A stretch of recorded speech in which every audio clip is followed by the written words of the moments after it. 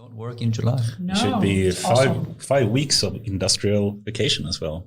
I know, it's brilliant. Or 7 if you I work love in. this country so much.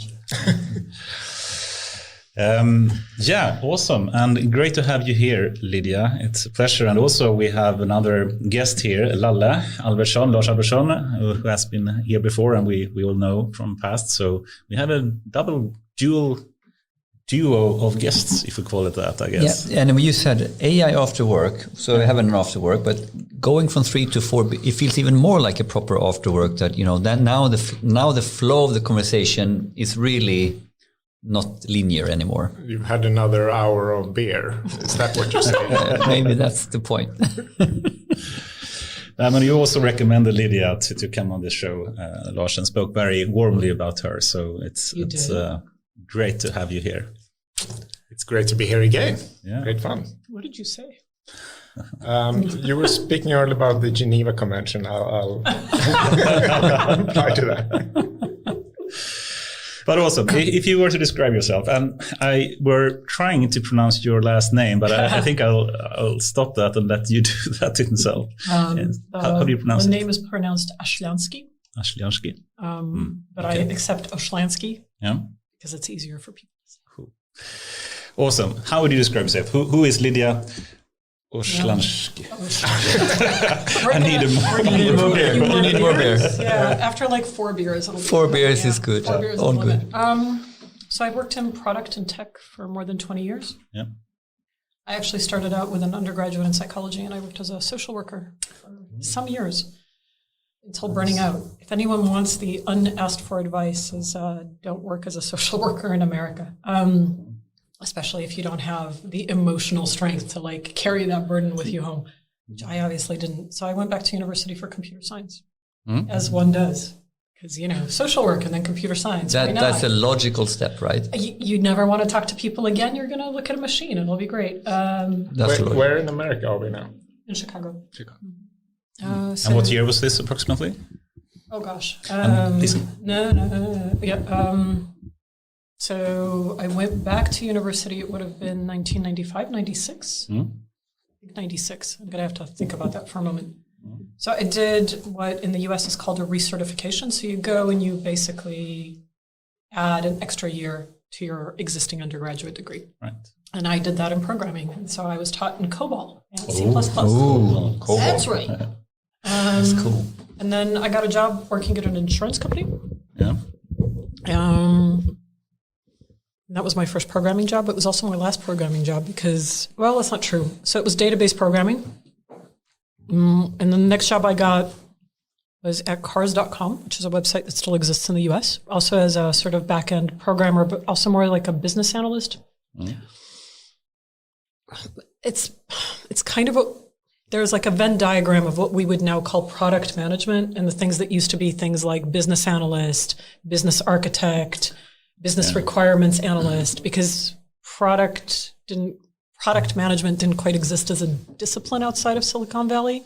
I think this is a theme in its own. Let's talk about that theme. That's a good one already. It's the career theme, the way that our careers have changed and evolved and the words we use to describe them. And the product versus project. Let's keep them rolling. Yeah. So, but we start with the getting to know is always the good. I mean, like telling a story around a journey of a career is a good way to storytell. But it's also when I tell the story, it sounds very linear. But the real life experience of it was like, oh, I tripped and I fell, and here I am. Oh, I tripped again and I fell, and Beautiful. Oh, look. Anyway, from there, I went and kind of discovered human-computer interaction, which sort of married my tech geeky self to my psychology geeky self. And I fell in love, and I did a master's and a PhD. The PhD took me to the UK, and here we are today. So that was in the UK 18 years ago.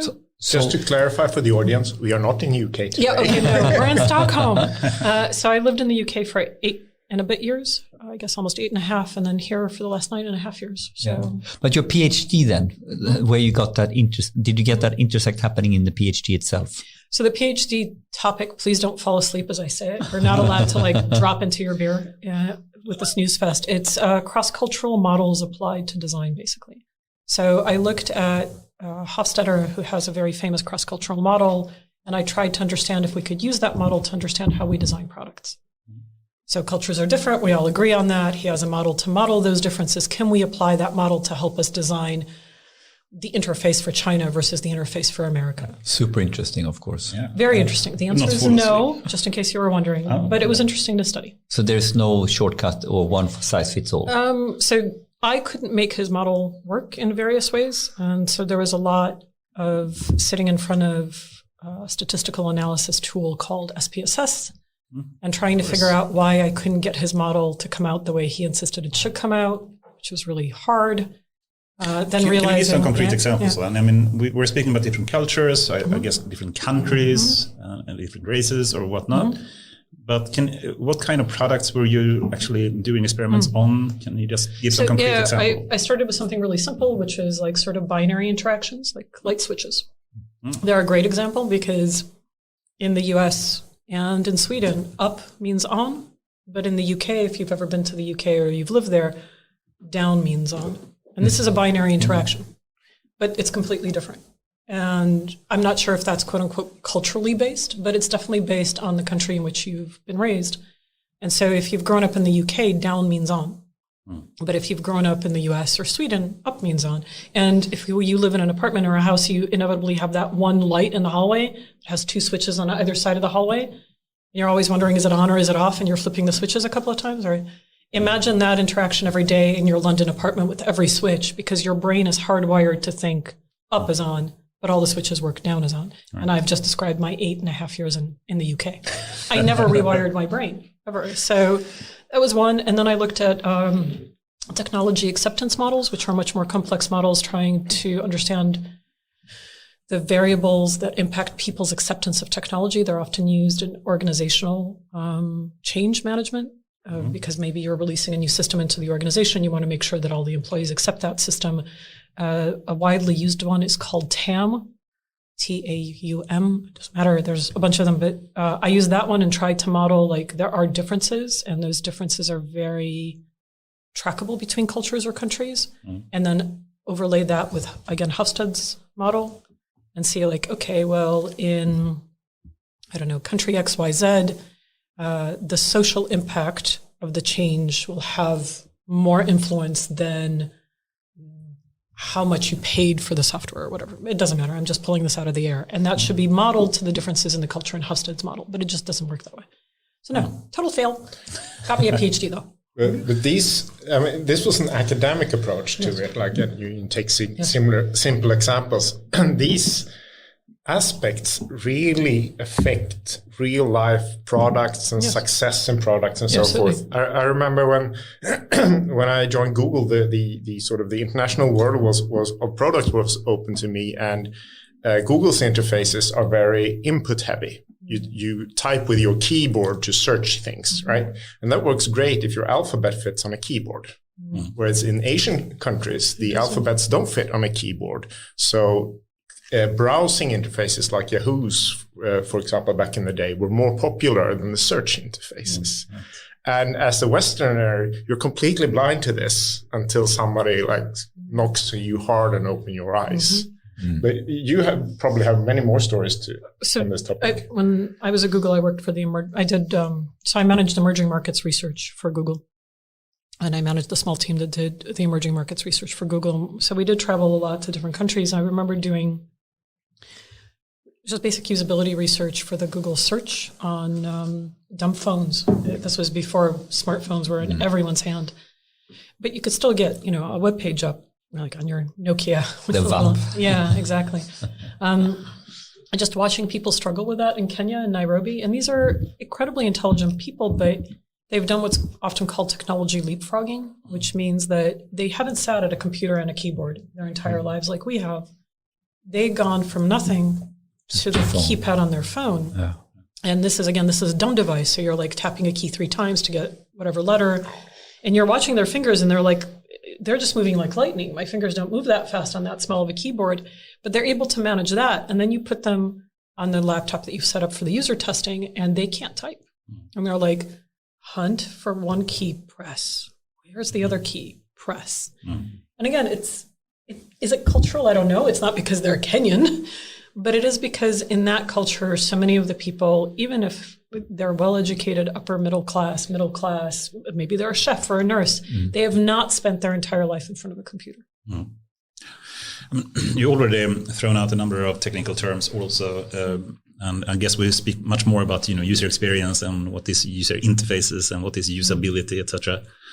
To just mention briefly, perhaps, what do you mean when you say usability, and compare that perhaps to user interfaces or user experiences? So you can't control a user experience. So you cannot. You cannot. I can design the most beautiful, most usable interface on the planet, but if you come to that interface horribly rushed, horribly upset, or in the weather we're having right now, you're not going to have a good user experience. I don't care what I, as a designer or an engineer or a product manager, do. It could be flawless, but you're going to have a shit experience no matter what. Another great example, like everyone makes fun of the ticket machines. It was like one of my PhD advisors, that was his favorite rant, is ticket machines and train stations. I don't care how well you design them. Inevitably, people are stressed. They're stressed. There's a queue. There's shit weather. Everything's running late. Your kid is pulling on you. Somebody pushed you from behind. Meh. You cannot have it will always be a ticket machine experience. Exactly. So that's the difference between a user interface. That user interface can be really, really well designed. It can be top notch. It can be beautifully designed. Maybe they hired a really great visual designer and it's just shockingly great. If you're looking at it in isolation from the rest of the context of your life, there is also like a huge difference between user experience and human experience, right? So the user experience of using a digital product could be great, and then something goes wrong and you call customer support, and customer support treats you like you're some sort of third class citizen in their minds, and that's it. So now your company experience and your human experience with that product is also shite. But the digital experience was great. I have a personal one with that. Can I be mean to a product? Here we are after work. We do whatever we want. Okay, really? This is going on YouTube. Post-Nord, I don't care. I hate Post-Nord. My customer experience with Post-Nord is horrible, but their app is great.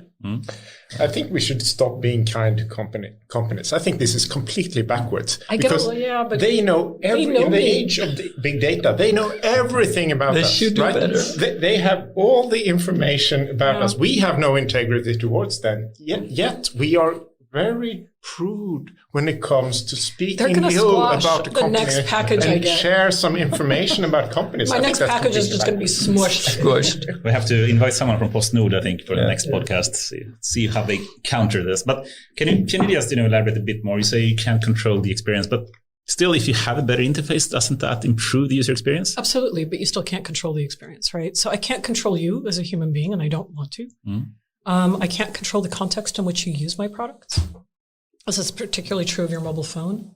Again, I can design that interface to be as usable in all sorts of situations that I can come up with. Crowded trains, kids pulling you in 3 different directions. But that's still your reality, and I don't control your reality. This is my personal opinion. So I do think that a lot of time and energy and effort should be spent on creating really well-designed, usable, useful, effective, hopefully even beautiful interfaces. Right. But to give ourselves airs and pretend that we control how that's going to feel to you, But it's interesting because we use these words quite interchangeably, UX, CX. Yes. I heard the new one from Accenture was BX. Sounded close to BS, but I wasn't sure. Behavioral experience? No. Business experience. Always. So, and it touches the topic that you were on to that, well, in order to have a user experience, the argument, or CX, the interface is not enough. Well, the process is not, it's the whole experience, like you said. If you have a shitty interaction with the customer support, doesn't matter if your digital experience is great. The business experience is shit. You can also even start with the marketing campaign. So usually we come aware of a product or a service because we've seen an ad or someone said something. So it could be word of mouth, it could be advertising, it could be a billboard. But you walk into that product with expectations, right? And your expectations are going to inform the experience you have with that product. So if the marketing team is misaligned from the product team, and the marketing team has gone out with this great campaign about, we do this. Woo-hoo! We have self-driving cars, so we can let go of the steering wheel. Let go of the steering wheel, fall asleep, read a book. and then you get in a car accident because the self-driving mechanism isn't up to speed, then your product experience, your business experience is lousy. So there has to be this alignment between what we promise in marketing and advertising, what we deliver in the product, whether that's a physical chair or a clickable app, and then the support we give people when things go wrong, because inevitably things go wrong. Yeah. But given you have worked at Spotify, so as you, Lalla, and myself as well, and if you just take an example here, it's at least some people make a difference between user interface, how the interface looks like. Let's take a concrete example, like Discover Weekly or some, the search functionality on Spotify or something. The interface is one thing, but the functionality underneath is a different thing potentially. And then the user experience, according to some people at least, can be really poor, even if the interface is great, but just the functionality is really poor. So then the experience is bad. Yes. Do you think this is a bad use of the terms user experience then? Not necessarily. So I like to think of it as the useless kitchen equipment example. So raise your hand if you have something in your kitchen that you bought that you thought was cool, but you've never used since. Everyone. I never buy anything unusual. He's like, no, not me. But it's true. And for some reason, it's always in the kitchen equipment drawer. Like, oh, I'm going to need that thing that zests limes and only limes because I don't know why. But the useless kitchen equipment scenario is exactly this. You're in a shop. You're like, ooh, this is so cool. Or it's cute. It is a fish-shaped egg separator. Don't ask. But it was super cute. And it was like €3 in a little shop in Spain. And like, why not? But its usability is shit. It's really hard to understand how to use it. And why do you need an egg separator? Think about it. You crack the egg, you pour it, that is what I really don't understand. Yeah, like it separates the yellow. Yeah, the yolk. yellows from the yolk from the whites. Yes. But think about why you would need. Okay, logically, I'm making fun of my own self. I realize this, but if I had stopped and paused about that €3, like why the hell do you need a device in your kitchen shaped like a fish that separates the yolks from the whites? Like you just don't. But I paid for it and I brought it home and now it lays in a drawer. It's not a terribly useful piece of equipment. The user experience of using it is quite hilarious and completely useless. My son loves trying to play with it, especially when we're baking together because it never works. Or if it works, then the yolk ends up like halfway across yeah, it's horrible. So, but you do it anyway, right? You're attracted to it. It was pretty to look at. It was cute. It was in the shop. It didn't cost too much. It was like, oh. And again, the context is really important. I'm on holiday in Spain with my family and we're in this cutesy little shop. And oh, look, it's an egg separator. Sounds like most electronic products to me. Yeah. I wasn't going to go there, though. I decided not to pick on electronics. So I have a question for you. You've done UX or U-Star. I don't know. Now I don't know how to frame it anymore. Since way back, since before the age of big data and so forth. How has it changed over time? It's so much easier now with good data information, or data insights, as I would like to call them, to understand how people are using your existing product. Because you have real-time information about where did they click? How many times did they click there? Now, you still need the qualitative side of it because you don't know what the experience, the why, or the how did it feel to you to click that button. But I can tell that I have 500 people in the city of Stockholm clicking this thing right now, and 400 people in the city of Gothenburg clicking this thing right now. So you get real-time information on how things are being used, at least the how and the when and the where, sometimes even the who, depending on how much data you're gathering and cooking and all the rest of it, and how far from GDPR you're going. We won't go down that road.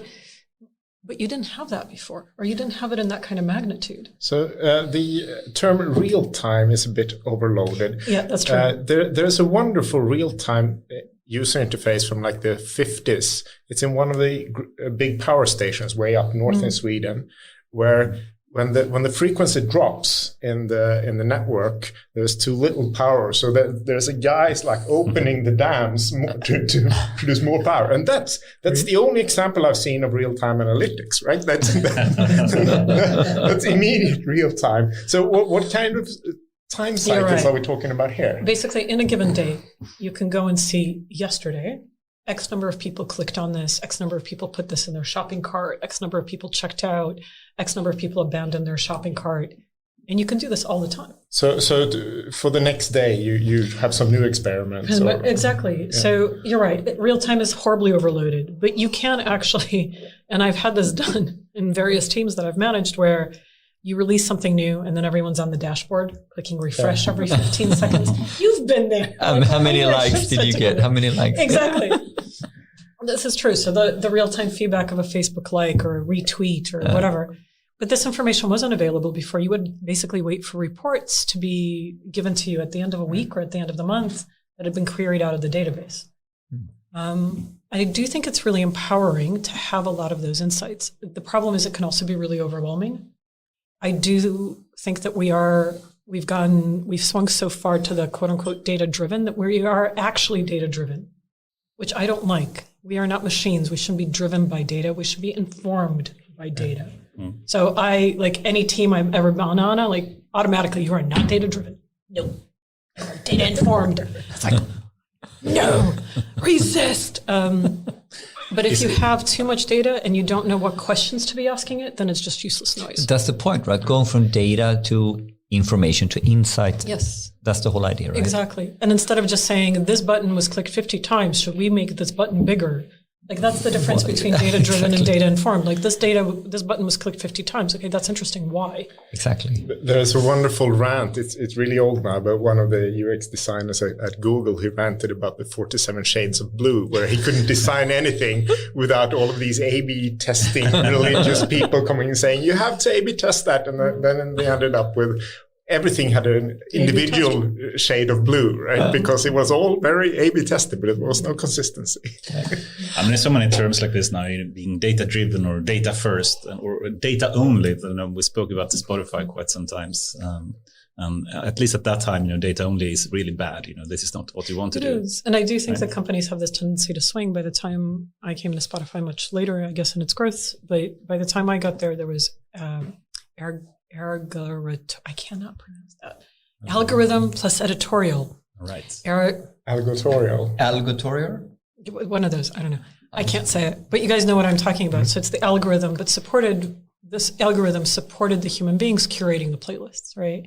Because the algorithm alone is not going to get you the weird new thing that no one knows about and hasn't liked 500 times.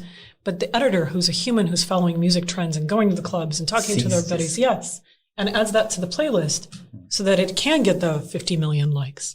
Yeah. Now we're back to one of our favorite pets,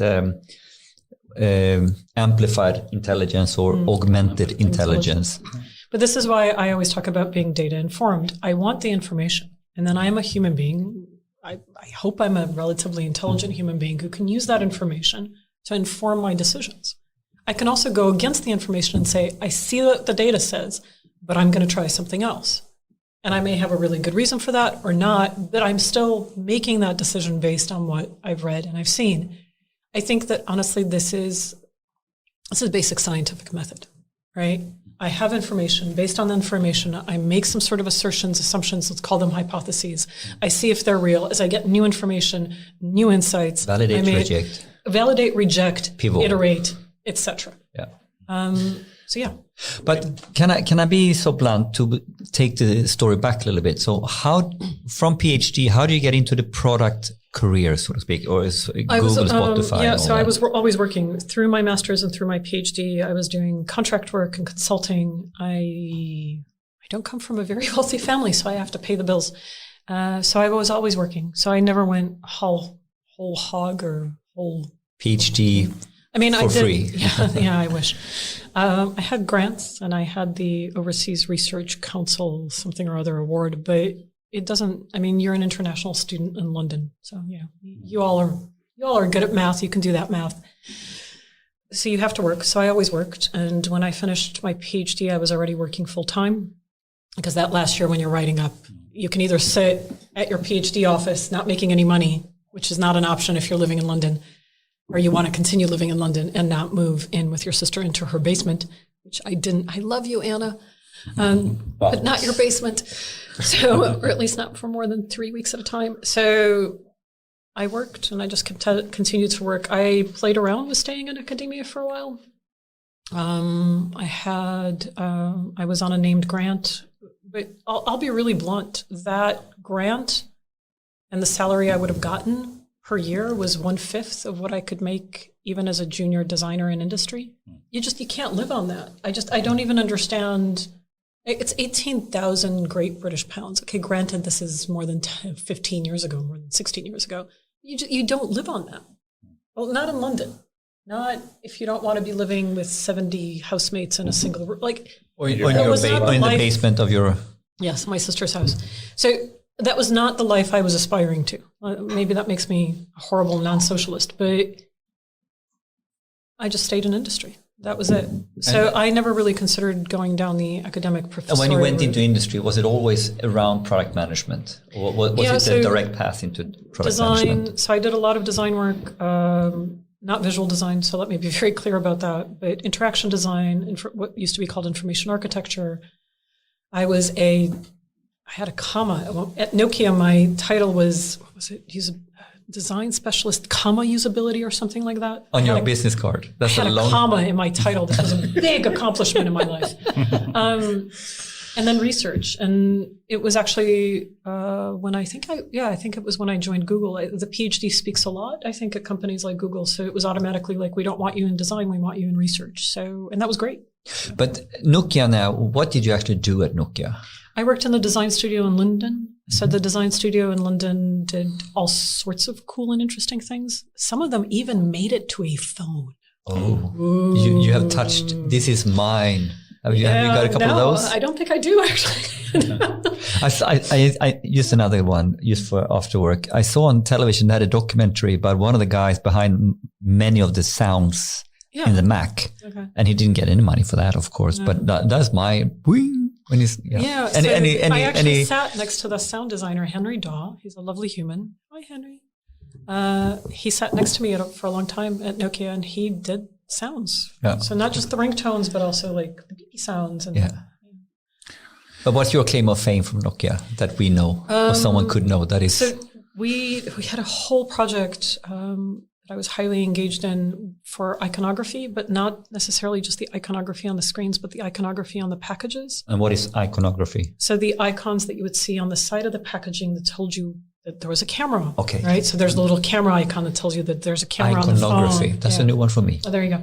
Here's another new one. It's called a cartouche.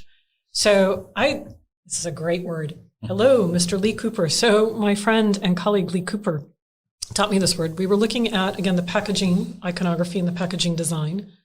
And the icons would come as a cartouche. And a cartouche is a term from Egyptology. You have the main icon, the main character, and then you have 2 or 3 defining icons. Oh. And that downward sort of column of information is a cartouche. You heard it here. I feel like I'm teaching English vocabulary. Is that something from ancient Egyptian? Is it I think it is hieroglyphics style? Yeah, but you know what I mean. Like you had the main hieroglyph, and then you would have hieroglyphs that defined it. And this is a cartouche. And this is a cartouche. Yeah. So we looked at those. We traveled all over the world trying to understand how people understood that communication, because an image can be something really different. A really great example coming out of that research I still use actually when I talk to students now. It's the lightning bolt sign, the electricity sign. When you put that next to a camera, it usually means flash. It's a flash, yes. Mm-hmm. But if you isolate it and it's just there, people are like charging. Electricity can give you a shock. It was amazing how people would react to that depending on where on the cartouche it was. Mm-hmm. Exactly. And now we even know how to use the word. Fantastic. It's not it's me. Like a discourse of science in some way. I know. It's not me, though. It was Lee Cooper. I had no idea that word existed in the English vocabulary. So Nokia is sort of one of the famous companies. In America, they have Blockbuster and so forth, all of these that had huge market share and then just plummeted. And in Scandinavia, we have Nokia as the primary example. Isn't that the primary example everywhere? Sorry, a local example. Our local example. So you were there at the time of the nosedive. Yes. Did you have any part in it? We're not supposed to talk about it. In hindsight, what is your observation? We spent an enormous amount of time So it's interesting. There were a couple of different operating systems at Nokia, S40, S60, and Symbian. And then they also invested an enormous amount in MeeGo. By the way, if you have one of those phones, they're now worth stuff, like extra money. This is vintage. Vintage MeeGo on eBay will get you some cash. And you can connect them and run Kubernetes on. There you go. I did not know that. No, I'm just saying, though, like... You had me. You could have. I could have like gone to work tomorrow and been like, dude. And then you just run Cobalt on it. Exactly. You can get a lot of money for working as a Cobalt programmer today. So you have a fantastic opportunity there if you want to. Awesome. I think, in my humble opinion, I think that Nokia invested too much trying to chase iPhone and then Android instead of focusing on the core markets. Its S40 operating system was really cheap and really easy to run and really easy to program. We had a working prototype of an S40 device with a touchscreen, but it was never developed. And the S40 operating system was all over the emerging markets. So all of those Nokias in people's phone pockets, all over Asia, South America, Africa, they were all S40 operating system. So imagine taking that, adding a touchscreen on top of it. And they could have had it. They could have had it because what do you have now with the cheaper Android devices? Exactly that. But they never went for that. They went for the MeeGo. And what was that? Microsoft. This was the Microsoft one, right? I read an interesting article of that choice they made. And they said, we talked to Google, about Android and so forth. And they were only interested in hardware. They were completely uninterested in the software, which in hindsight is kind of obvious, right? But that hurt their pride, right? So they went for the worst choice, partnering with Microsoft, which also had bad enough software so that it's now gone. Right?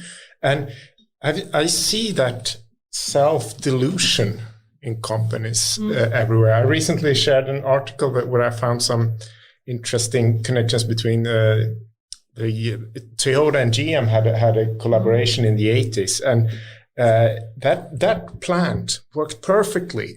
They produced high quality cars efficiently. That was the only GM plant to produce good cars, but GM still did not accept that they needed to go down the lean path. They thought that the consumer reports were like biased and that Japanese quality didn't exist. So it's the power of self-delusion is amazing. And I still see that in so many companies. They think that the Googles and the Spotifys and the Netflixes of the world, they're not all that different from us. We can do what they do. And we just need a little bit of AI or a little bit of big data or a little bit of this. And we're almost like them.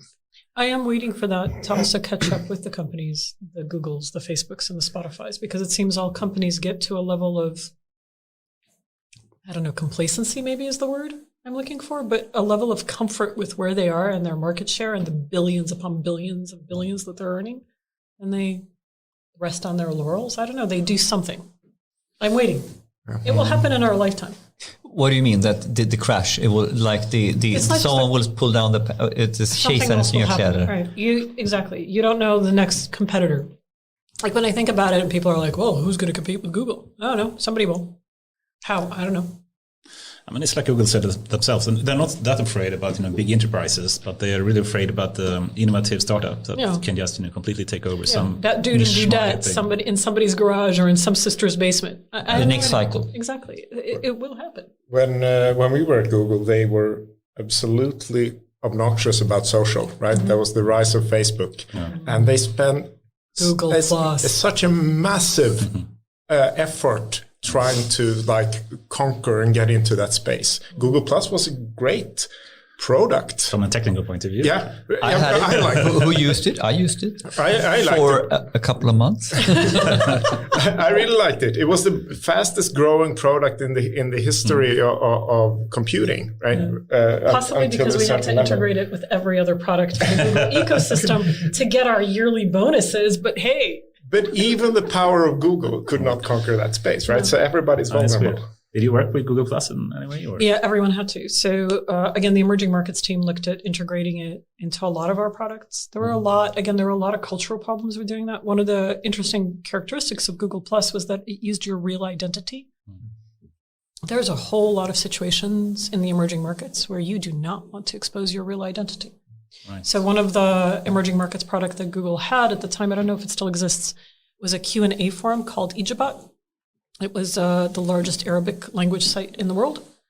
And they would talk about all sorts of things on that Arab language site, including like, how do you get an abortion? What's birth control? You may not want to be exposing your identity talking about those topics in certain countries. But if you integrated with Google+, it would automatically expose your real identity. They also talked about politics. They talk, again, there are certain countries where that literally means a death sentence. So there was a law. That's a flaw in thinking for some markets. But again, this is where culture comes in, and not culture as in big C, but culture as in this is the country where I live, and these are the laws governing the society. This is the ethics and values. Yes, and you guys in Silicon Valley in your little bubble of course you want to use your real identity. No, I do not, because my life depends on it. But still, Facebook and others, they try to at least they do make use of real identities. Well, it's good for other reasons, right? It's combating hate on the internet and abuse and so forth. So there are pros and cons. Huge pros, right? Especially in a society where people are abusing their online identities. So there's all sorts of things to be said for it. Should we just try to finish up the career ladder, so to speak? Sorry. I mean, we spoke a bit about, you started off with degrees in psychology, and then you did your PhD in, what should you call it? Like Human-computer interaction. HCI. And then you worked meanwhile as well. You worked at Nokia, if I remember. Was that directly after the PhD? So I worked at agencies in London for a long time. Right. So not a long time, for a few years, and then I went to Nokia. So I left agency land and went in-house.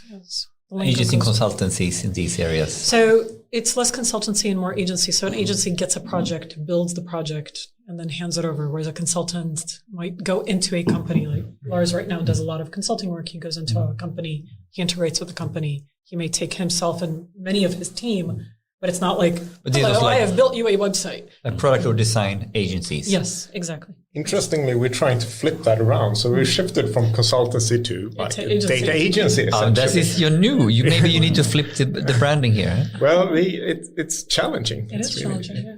Because an agency would deliver a project, and that project would then live in-house in that company. Well, we're trying to make it live out-house, but it's challenging because people don't know what it is. People don't know how to buy it. People don't understand how to interact with it. Everybody knows how to buy an hour. Right? Yeah. Can you just elaborate a bit more, Lalle? I didn't get it exactly. What do you mean? What's the difference between the data agency and the consultancy? I've never used the term agency before. So, ever since leaving Spotify a number of years ago, my personal mission in life has been to bring the powers and the ability and efficiency of big data and nowadays machine learning and AI out beyond the big tech companies, right?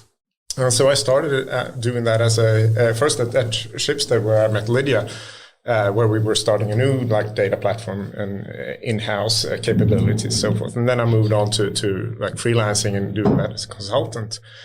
But you are very limited because you come in there and they say, can you help us build this technology? Well, the technology doesn't matter. We need to change the way that you work and the way that you collaborate and the way that you organize and think. No, we can't change that. Can you help us run this Hadoop cluster or whatever? And I was like, I can't actually do anything, right? I can't affect anything. I can do the tech, but you know what? To get efficient, you need to work efficiently. Yeah, it's just like the Toyota GM plant, right? There were GM managers went to photograph the plant, and then they thought they would copy that in another plant, and everything would be fine. What were they doing in the plant? Exactly. So our business model these days is in order to sort of replicate the efficiency and the dynamics of that I primarily learned at Spotify, but that I see at other big tech companies as well. We work in collaboration with the customers. We work with their data and with their use cases and their business models, and we do the data refinement and build the pipelines and host them and run them and so forth as a sort of an external team, but in collaboration, just like you would have an internal data team or recommendations teams. and we're thereby trying to get the same level of efficiency because the technology doesn't matter. We need to control how we work. So the function is more important than the tech in some way. Yes. We work with very, very simple technology. And bottom line, we have had this discussion even when you start up. I remember we had one of our community sessions where we basically picked apart, and we remember that we did the brainstorming really absolutely. early. And I said to you a little bit like, this is super cool, but it is a new service category. It's ultimately a new service category. So it's a little bit like it's going to be a hard time selling the first fax machine. Because in this space, that I think that's what you're aiming for, which is super cool, and I think it's valid point. But you need to establish the category at the same time in some ways. It is hard, and because people know how to do that for like a marketing campaign. They will have external marketing agencies that they work with for literally 100 years, and this is the agency that does their Christmas marketing campaign every year. But to do that with data is and all of the it's cool, isn't it? Super cool. Essentially, I think I've only met 2 companies so far that are humble enough to say, yes, this kind of makes sense.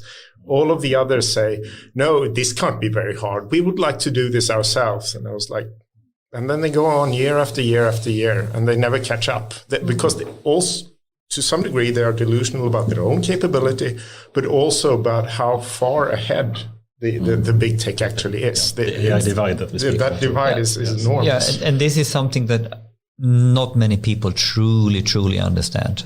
Like truly understand that, yes, it's a gap. Yeah, whatever. No. Yeah. Light years gap. Could we zoom into your experience from that gap as well? How it differs, like how you use data and information? Because I don't think that people realize the differences. It's so interesting because especially when you go into a startup that hasn't really understood what data it sits on, but they're tracking everything, right? They're using something like Mixpanel or whatever, and there's like 100 tags all over everything. And you go into Mixpanel and you're like, I just want to know how many people open the app. And there's literally 7 different tags that have been tracking app open in various bits of the app. And you're like, do we have a number of how many people open the app every day? Yes. Where is it? And then you walk into a company like Google and you're like, I want to know how many people use Gmail today. And they're like, which country, which gender, which age group? Yeah. Do you know what I mean? It's like, do you also want to know the eye color and the age? Like, it's just, do you know what I mean? You can go into, I'm picking on startups and I shouldn't, but you can go into a company that doesn't understand the value of the data that it sits on. And you can ask a really simple, basic question as a product person, right? I work as a CPO. I want to know how many people are in my app every day. Just give me the answer. How many people are in my app what's the daily active user? Give me the DAU. So most basic KPI. One of the first things I did at Spotify was to be in the team that was responsible for the what was called master user. So that is the master data management for the number of or for the set of users. Nowadays it's like 200-300 million or something. And the definition of user actually turns out to be fairly difficult because one, you have the main category that I have created an account, and that's simple. Then you have the ones that sign up with Facebook and the ones that just get a link that they click on, and then they get a synthetic user, and then the families and yada. And the definition is fairly difficult. So we had this little tangle of data pipelines that would produce this single data set. And we had we were 4 or 5 people, and we were creating 10 of these like master core important data sets. And then we were also building the data platform. And then when I was freelancing, one of my first clients, I sat next to a team that were doing the equivalent of master user. They had this master data management for their use. They were like 5-6 people with a commercial tool. And the only thing that they did, all of these 5-6 people, were to create a view of the users or the customers that they had, right? And that's an order of magnitude in efficiency. We had 0.1 person who kept this master user alive, right? This is one example of highlighting the difference. The divide, yes. But I find that this is the most effective way. So when people try and say like, oh, how hard can it be? I explain like there is a department of about 150 people doing just this thing, whatever that thing is. This is their day-to-day job for years. You think you can hire a single data scientist and catch up with them? Good. I'm not going to swear. Good okay. effing luck to you. You're Am I? allowed. Yeah. Amazing. It's so true, and the complexity of just organizing the data. I mean, even from Peltarian side, when I worked there, it's so often that you come to a company and you ask them, do you have data for this? And we have so much data, it's no problem. Then can you just extract it? Can you just show it? Can you just give us some sample? Like, well, it will take some time, and we don't really know who's owning this, and it's not really cleaned up yet, and blah blah blah. And there are 20 tags tracking. Exactly. So I think that this is one of the reasons that I say you have to understand the questions you're trying to answer with the data. Data is just noise until you ask the right questions, and the questions have to be either driven by a business need, like you want to understand something for the business, or you want to understand something for a user community or a user segment. There has to be an intelligent question that you're asking, and then we can use data to answer that. I think this is why Lars has a potentially great new product category, because it's not just that you guys are helping them build the data pipelines and maintain it. You're doing that with the intelligence of what are the questions you want answered. Anyone can build you a quote unquote data pipeline. Yeah, I can put tags all over the bloody thing and pipe it into Mixpanel or Google Analytics. So.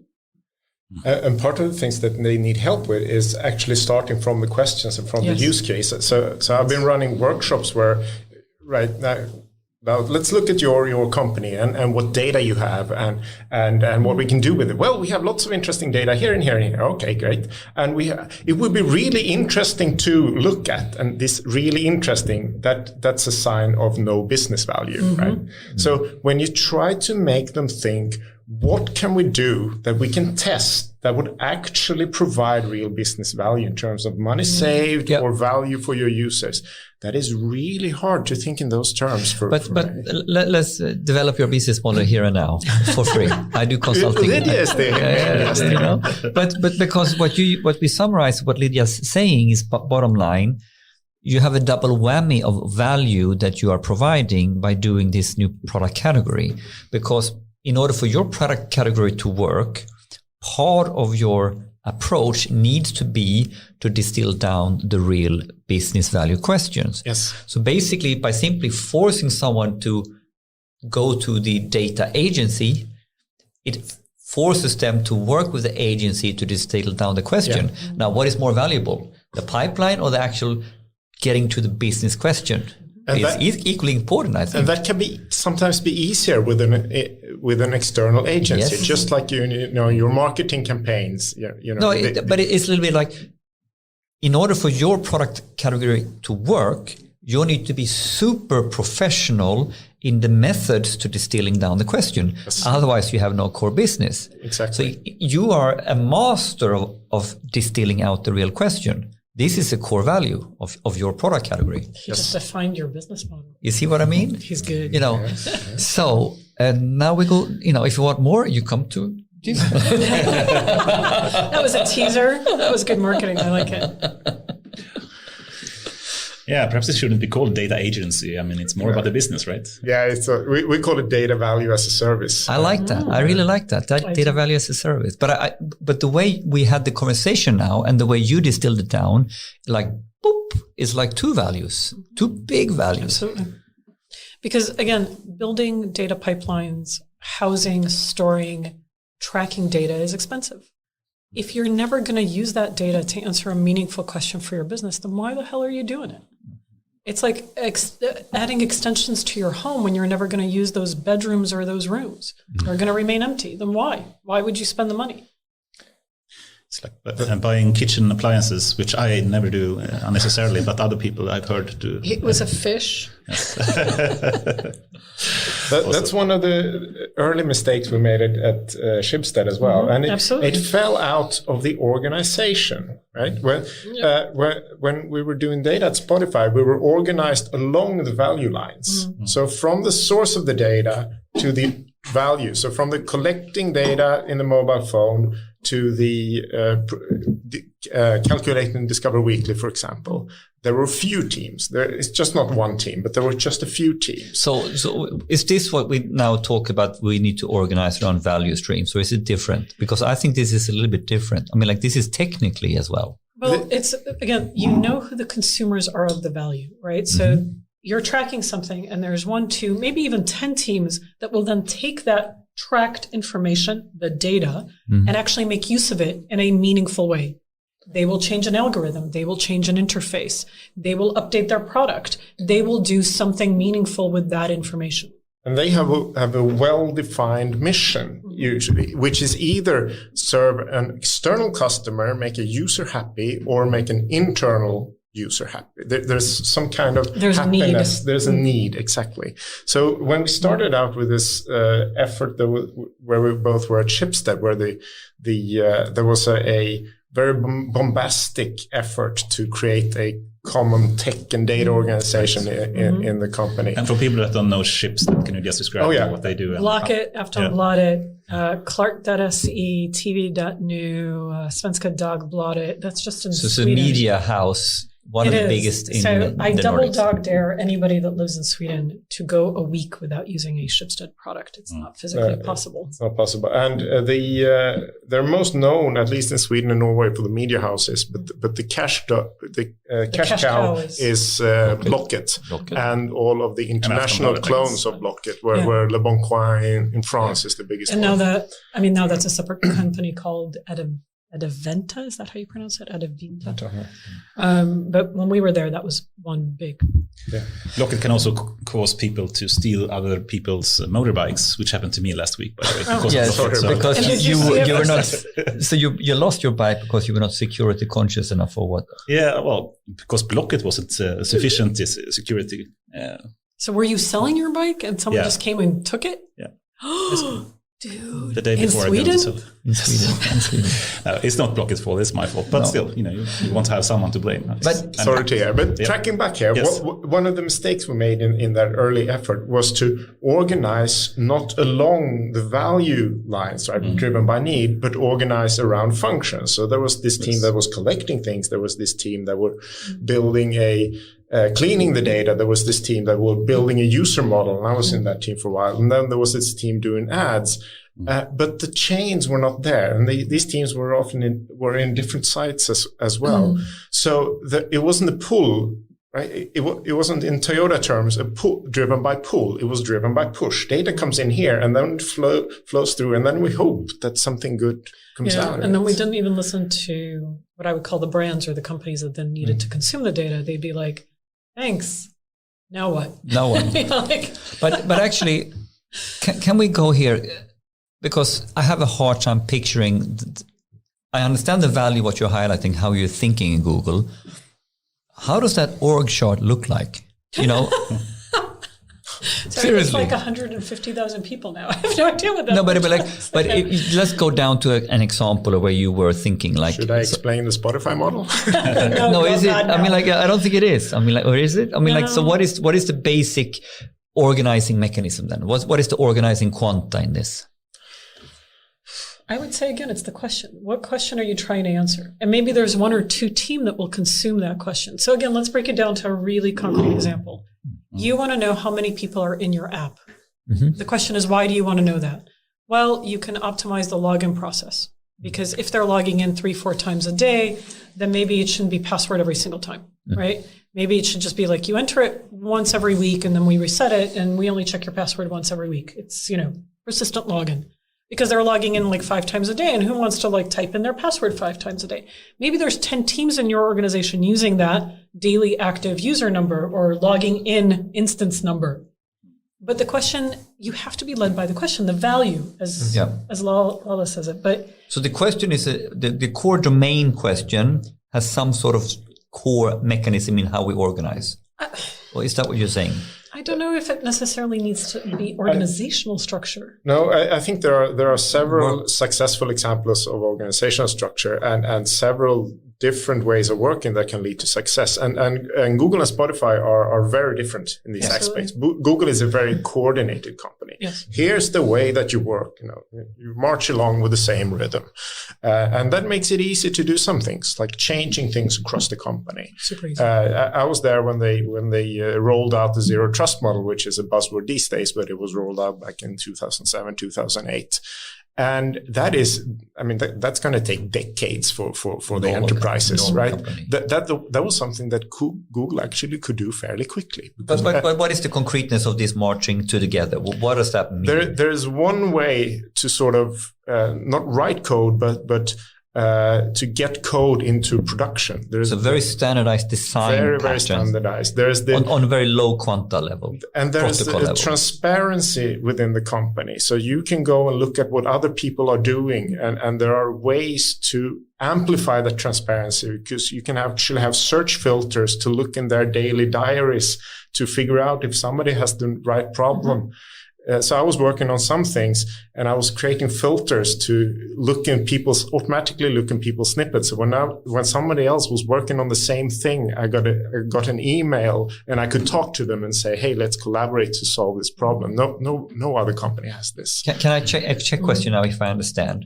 Because everybody thinks we need to have autonomy in the different teams, and we talk about freedom and autonomy. But in order to reach the full level of autonomy, you have a huge standardization on another level. This is my massive pet peeve. Everyone talks about autonomy. With autonomy comes accountability. Yeah. If you have autonomy without accountability, what you have is fucking chaos. Yes. Or anarchy, right? No, anarchy would at least be fun. This is just chaos. Everyone talks about autonomous teams, yada, yada, yada. Yada, yada. Where is the accountability? Thank you. This is my point, right?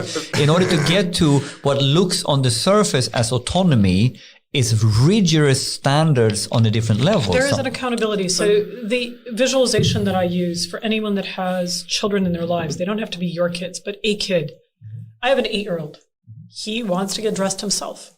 Obviously, he wants autonomy. That's cool. Wear whatever the heck you want, as long as it's seasonally appropriate. That is called That's the standard. It is January. You're not wearing shorts and flip-flops. It is July. You are not wearing your ski suit. But I know of parents who sort of miss the accountability part, even in parenting. But in my car, I am an Eastern European mama, so there's some. Tracking back here, what I'm saying is that you can have autonomy, and some companies have. Google is not particularly autonomous, or the units of autonomy are large. Like in Spotify, there are one team, one squad. At Google, the unit of autonomy is like 100, 200 people or something. And then on the other hand, you have the Spotify. So Amazon also has a lot of single team, and the two pizza teams and the single threaded owner and so forth, right? But no matter what strategy you choose, the strategy will have strengths, and there you're safe, and then it will have drawbacks. And then you need to put in countermeasures to handle these drawbacks. Otherwise, you have chaos. In an autonomous culture, you need to have some things that put accountability in place, and Spotify didn't used to have that, but it now has a stronger sort of mechanism for this. And you also need to have like some kind of mechanisms in place to limit the technical chaos that can occur. In Amazon, they defined early that your data should be available through APIs. And we don't care what language you use, but there's a standardized interface so that everybody else can get your data. Spotify has other mechanisms. Spotify accidentally coordinated by installing a Hadoop cluster. And Hadoop is so bloody expensive to operate that you can only have one Hadoop cluster unless you're suicidal. So, and it also was so limited early on that you can only work one way with a Hadoop cluster. So by accident, they got coordinated. And those accidents that were implicit through the early adoption of Hadoop is are strong factors behind But I think I must say, this is so interesting. I work predominantly with how to make traditional companies, enterprises, data and AI ready, data driven, right? Mm-hmm. And when someone comes from the enterprise world and try to look on the outside on these beautiful companies, they miss the point, right? This is autonomy, this is agility, so we're going to have anarchy. No. They're hardcore, standardized. Governance is rock solid down on code level, but it's in a different flavor. It is. Can we elaborate on this? They're going to go to YouTube. They're going to watch one of the old talks by Gustav. Henrik or Gustav. Yeah. Gustav has a lot to answer for that goddamn YouTube video. The tribes that we all do. Spotify left it, but everybody's doing tribes. Yeah, Gustav Söderström. Dude. Yeah. I miss those videos. Oh my God. To me. You mean the recent podcasts or some? No, the old ones. No, The 10-year really old ones. agility, right? Yeah, agile, autonomous teams. You know, the classic Gustav talk that went all over the internet about how Spotify organizes in squads. And I've only seen the Henrik ones. That's the Henrik ones. I think it's the there's a Henrik Gustav one. one as well. Okay. But there's one missing that people haven't seen. And the reason that it hasn't been broadcasted is that Henrik left to Lego, right? And Henrik was the megaphone that sort of put this Spotify model and the things out there. And he didn't have a mission. He didn't have an intent to sort of change the world in the way that it happened. He just was transparent, right? And he's so eloquent that you just become mesmerized. And the way by they did it with the whole drawing is beautiful. I love Henrik. Anyway, there is a very interesting one, which is the later phase of the model, when they scaled to a level where they found it challenging to coordinate. And the only thing, one of the strengths of Spotify is the ability to change when things don't work, right? So this doesn't work with changing to something different. Well, they reorg. The answer to everything is reorg. And at large and at small as well. I remember a very successful reorg with just 3 teams where we couldn't collaborate because the technical interfaces and the team interfaces were unaligned. So we pushed the teams into a room and we wrote post-its of everything they owned. And then we clustered the post-its and then we had new lines and everybody went away. It was like a very difficult organizational problems that would have taken years to solve was solved like in 2 hours. But everybody, Henrik said it himself, it's a disclaimer on all the slides. This is this current state of time. In Spotify, we change constantly. Yes. Someone seemed to forget the last minute. So I want to put this out there. Every organization is different. Any organization that tries to, quote unquote, implement the Spotify model is going to fail. They aren't Spotify. They aren't the people that get employed by Spotify. They aren't the people that go search for jobs at Spotify.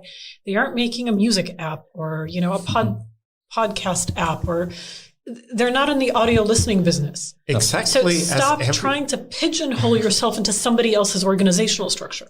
Do what's right for you. Yeah. And we see exactly the same with everybody that tries to implement lean, right? Yeah. Scania is one of the exceptions where they actually succeeded. But we don't talk about lean. I work at Scania a lot. We talk about the Scania way. Isn't that interesting? But the thing is that they've probably taken lean, and I'm guaranteeing that they have adopted certain things for themselves. And maybe it is predominantly lean. Maybe it's 90% the book. No, it's Scania way. Right. It's called Scania way. It's our interpretation of what lean means. It is fucking good, but it actually works for Scania. So this is my other problem, is that it's really great to learn from others. This is how we cook, right? You open a recipe book and maybe the first time you actually follow it word for word and you actually measure the salt and you measure the pepper and you do everything the right way. And then the second time you're going to, pinch of this, pinch of that. Ooh, I actually want some paprika in there. Like, you're supposed to adjust things. Yes. But for some reason in tech culture, we're like, well, this is how Spotify does it. This is how Google does it. We are automatons and we are going to do... No. But it's the whole industry's fault because the management consultant is putting fuel on the fire on this as well. And I mean, and this is the point, right? We have good ideas. We call it the Spotify model. And then we talk about architecture. We call it data measure. We talk about all this stuff. So these are great ideas, right? But then you need to take them home to your context, your culture, your type of business. Which is, of course... The other thing is, like, you're working with enterprise, right? And very often their cycles are very different. Very different. Or my better half, bless him, works in the games industry and has his entire career. He's a games engineer. Yeah. they release something, well, not all of the companies he works for, but very often this is something that is pressed onto a DVD or quote unquote released now and streamed on a certain date, right? The Christmas release is a big thing. You cannot miss that release. No, whatever. You can't, because that's it. That's your business. Like, how are they going to apply quote unquote lean when like you have a drop dead deadline, or you might as well close the door to your company's office? I remember some very stressful deadlines at Spotify because you have a whole organization that is centered around being agile, taking small steps at the time, and then it comes an important deadline, and then you're fried, right? It doesn't work. It's really difficult. My favorite example, so again, I'm taking a new job, and one of the people interviewing me asked a really tough question from a product person, right? I've taken a job as a CPO, like everything in product is lean and no dates and small steps and no deadlines and blah, blah, blah.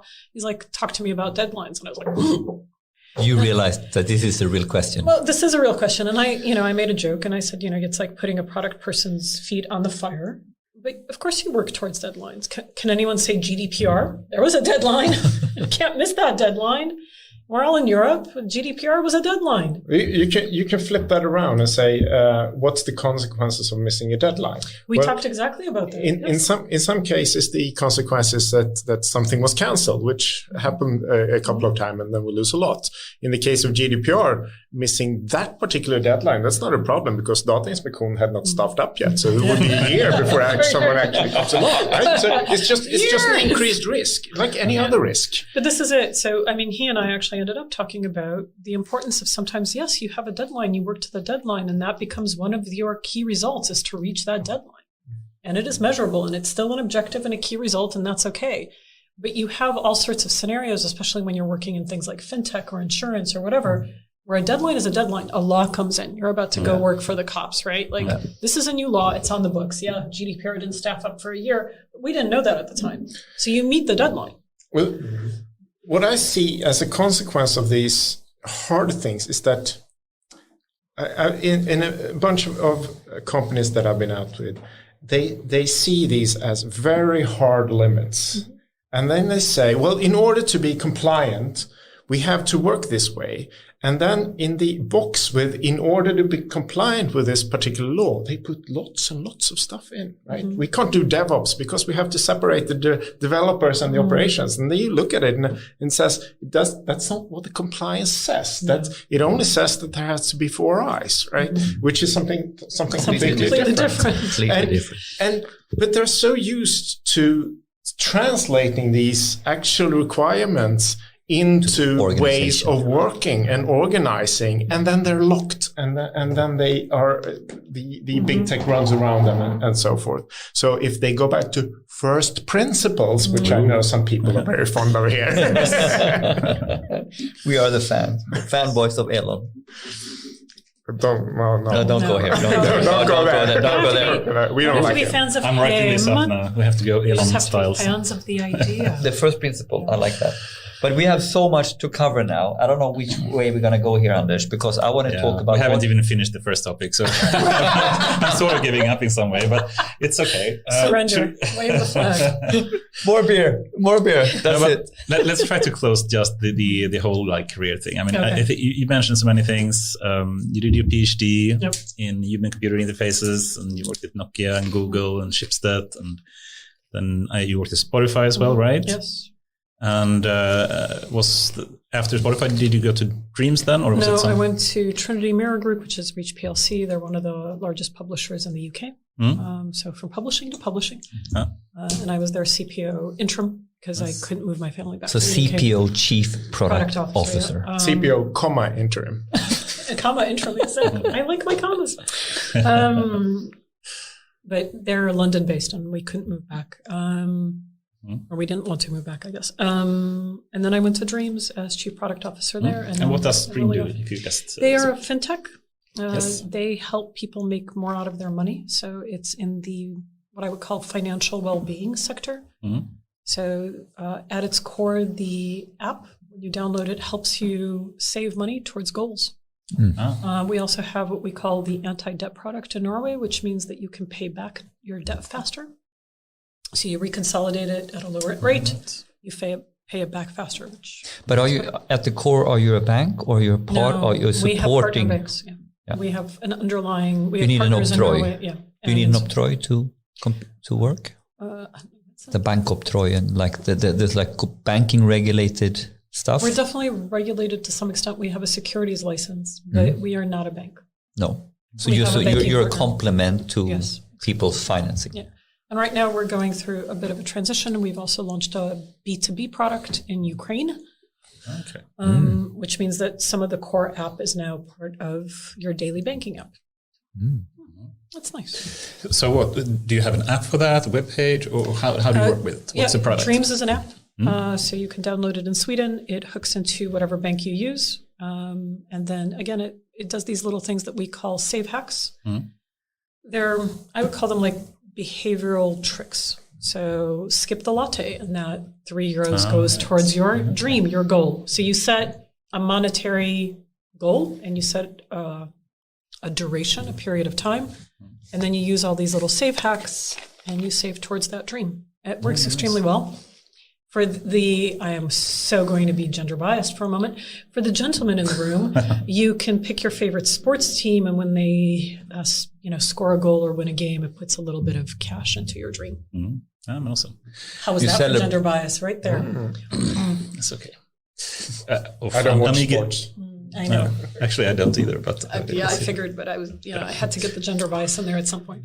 You like sports, Henrik? No? Yeah, I like sports and music. I don't know. No. Is that too, You can be both. Do we get one each? No, we don't. I do sports. There you go. Yeah. But speaking more from a UX point of view, what was your role mainly at Dreams then at that time? So Chief Product Officer. Oh, you were product officer. Yeah. Oh, okay. Cool. So I've kind of moved, I guess, from design and research as my career has grown to take responsibility for the entire product organization instead of a slice of the product organization. And now we move fast into, how far is the CPO involved in setting the direction for the whole company when you're an app? It depends on how vocal your founders are.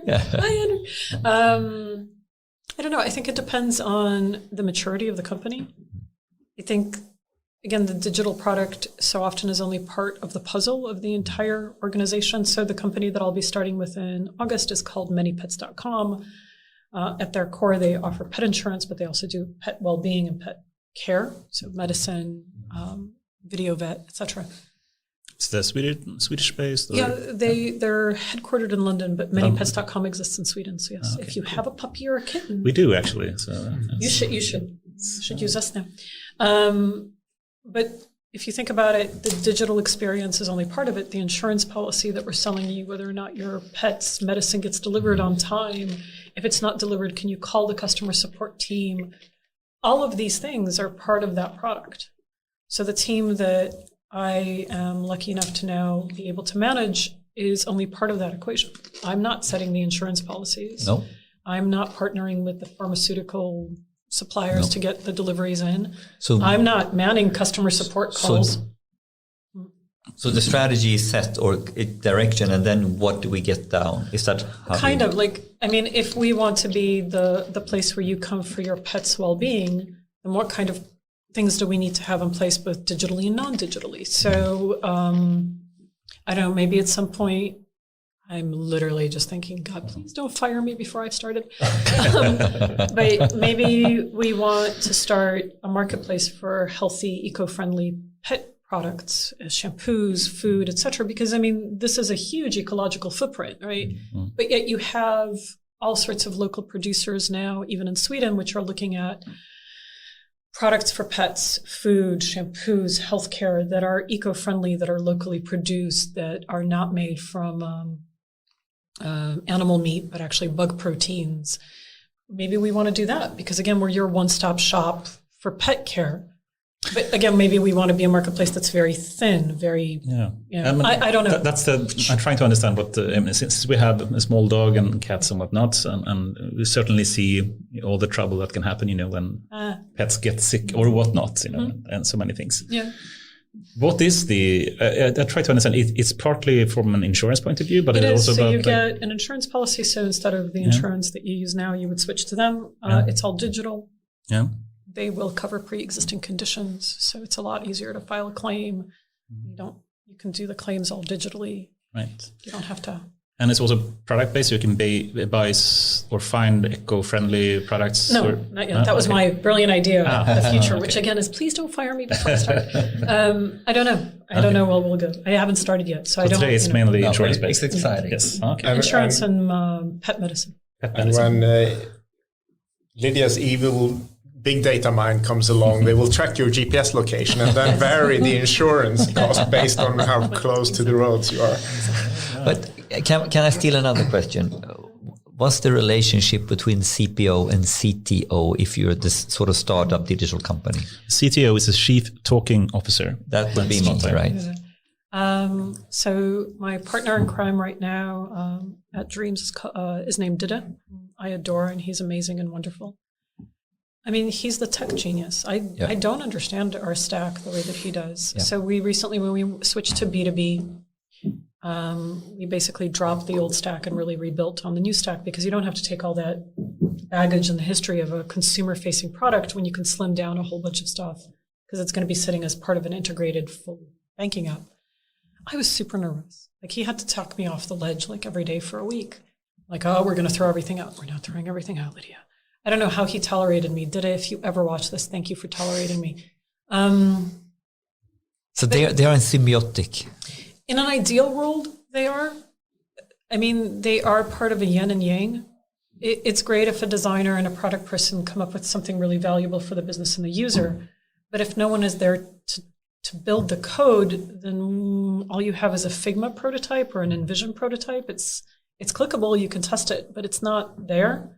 At the same time, you can write the code, but if there's no thought behind the business value or the user value, then you can't have one without the other. Well put. This happens at every level, right? The CPO is sort of has a task to make somebody externally happy, and if you zoom in a team, a product owner has a task to make someone outside of the team happy, whether it's a user or an internal stakeholder. But then the CTO or the architects or whatever have a task to make sure that you do this in a sustainable manner, so that you are scalable, efficient, or whatever is important for your company, and are able to continue doing so and managing the technical non-operational risks and so forth. Is it everyone? It can be one person or very seldom one person? No, I do know companies that do the CTPO. Really? I know companies where the CPO manages the tech team or the CTO manages the product team. I recently got asked where I think product marketing should sit. Like, I am completely agnostic. Again, I fundamentally believe adjust to what works for your company at the time because it's right and you have the right people in place. And screw what everybody else is doing. Because if we all looked over our shoulder and I have to do exactly what they're doing, none of us would get anywhere. Learn from what others have done. I think the CPO, CTO model works as companies scale really well because your teams are going to scale, right? And you don't want organizations that have 7 layers of structure in them. So you want to keep it as flat as possible for obvious reasons. And obviously you're going to have middle management and all the rest of it. But there is a product function which includes research and design and product management. And then there is a CTO function or a technology function which includes data engineers and front-end engineers and back-end engineers. And depending on what your company is, maybe database engineers. And I can name 5 other engineering functions. So what's the new role that you will have at that company? Was it manypets.com? Manypets.com, yes. Also CPO. CPO. And I must say before, the joke I said about, CTO being Chief Talking Officer, I stole that from Recorded Futures CTO, Staffan Truvi. I love that he said that. So no pun or anything else meant. I took it personal, by the way. Yeah, of course. I talk too much. But okay, so now you're moving into a new company. I think that's an interesting question and topic potentially in itself. So you're coming into this company and you want to help them from a CPO point of view. Absolutely. And then you can, you have your background that you have with the human-computer interface and UX perspective, but obviously much broader as well. And I guess you want to also scale the company in different ways. How do you approach that? What's your thinking now when coming into the new organization in trying to help them in the best way? That's a great question. So I have the same approach to entering any new organization. I have to spend some amount of time, hopefully not too long, just listening. I don't know what they've already tried. I can go in there with 100 billion biases and opinions, but I don't know where they've been. And they have a history and they've been successful. So first thing, feet on the ground, listen. What's working, what's not working. I have this little exercise that I do that's keep, develop, drop, that Valerie Colton from Schibsted taught me. So keep what? Keep, develop, drop. Keep, develop. So keep, cluster. what's working? What's working, keep? Yeah, keep it. What? Develop. Things that are kind of working, but we need to massage them. They need to be changed. They need to be developed. Drop, like, this shit sucks. We need to stop. Thank you. Keep, develop, drop. I'm going to take that home tomorrow. KDD. KDD. Do you have KDD? It's also an AI conference. But so it's just like, it's what I'm listening for, like, because I'll talk to the people who will now be part of my organization, or I will be lucky enough to be their manager, and they'll tell me, like, this is really great. This, that's all right. That's a develop. I hate this. Okay, well, that's a drop. I might get them together in a room. We might do that kind of a Post-it note exercise. I actually remember doing that with Val at Schibsted. I think it's a really great way of doing that. I didn't have that structure before. I've always approached it in a similar way, but Val gave me that nice structure for it. Love you, Val. For me, entering any new space, it's about learning first and asking 100 billion naive questions and hoping nobody thinks I'm a complete idiot. And then from there, starting to develop ideas and opinions with the team. I honestly feel that as a manager, I'm providing a service, and that service is to help guide and mentor and take away barriers and sometimes give tough feedback. But it is really about, like, what can we do better? It's also working with the other executives in the company or the other managers in the company saying, how do we want to scale? Because one of the ways we could scale is take the products we have now and release it to everywhere. Okay, let's localize the hell out of this, translate everything, change all the images, do all the localization. Yeah, geoscaling. Let's just go nuts. Another way is like, hey, we've got some really good markets. Let's mature them. Let's add these things in. So my little marketplace idea. Again, just grabbing that out because it came up during interviews. But I don't know yet, right? I'm not there yet. I don't know what they've thought of before. Maybe they've tried the marketplace idea and it was a complete disaster. Okay, there goes that one. Or maybe not. Or maybe they've tried geo scaling before, and you know what? They tried to launch market XYZ and it was a disaster. Well, why? So first step on the ground is learn. Schibsted had this geo market scaling idea to the extreme because Blocket was so mature that it was fairly easy to scale to a new country. So they had this team called Shotgun, which just like threw it out to new markets. Some hit, some miss, never know. France and Spain was big, right? I think Spain is big, yeah, but they threw it out to like Ghana, Ivory Coast. Did even France start like a shotgun approach? Yeah, so Le Bon Coin was a Blocket clone to begin with. It was literally Blocket code, burned down a DVD and installed on a local server. I'm completely serious. Yeah. They really forked whenever the clone said, good luck. So that's the example of an uncoordinated company. And Russia had a clone, not a real shotgun thing, right? Russia has a veto? Yeah, a veto, yeah. Actually worked with that, long time ago. Anyway, fun to see.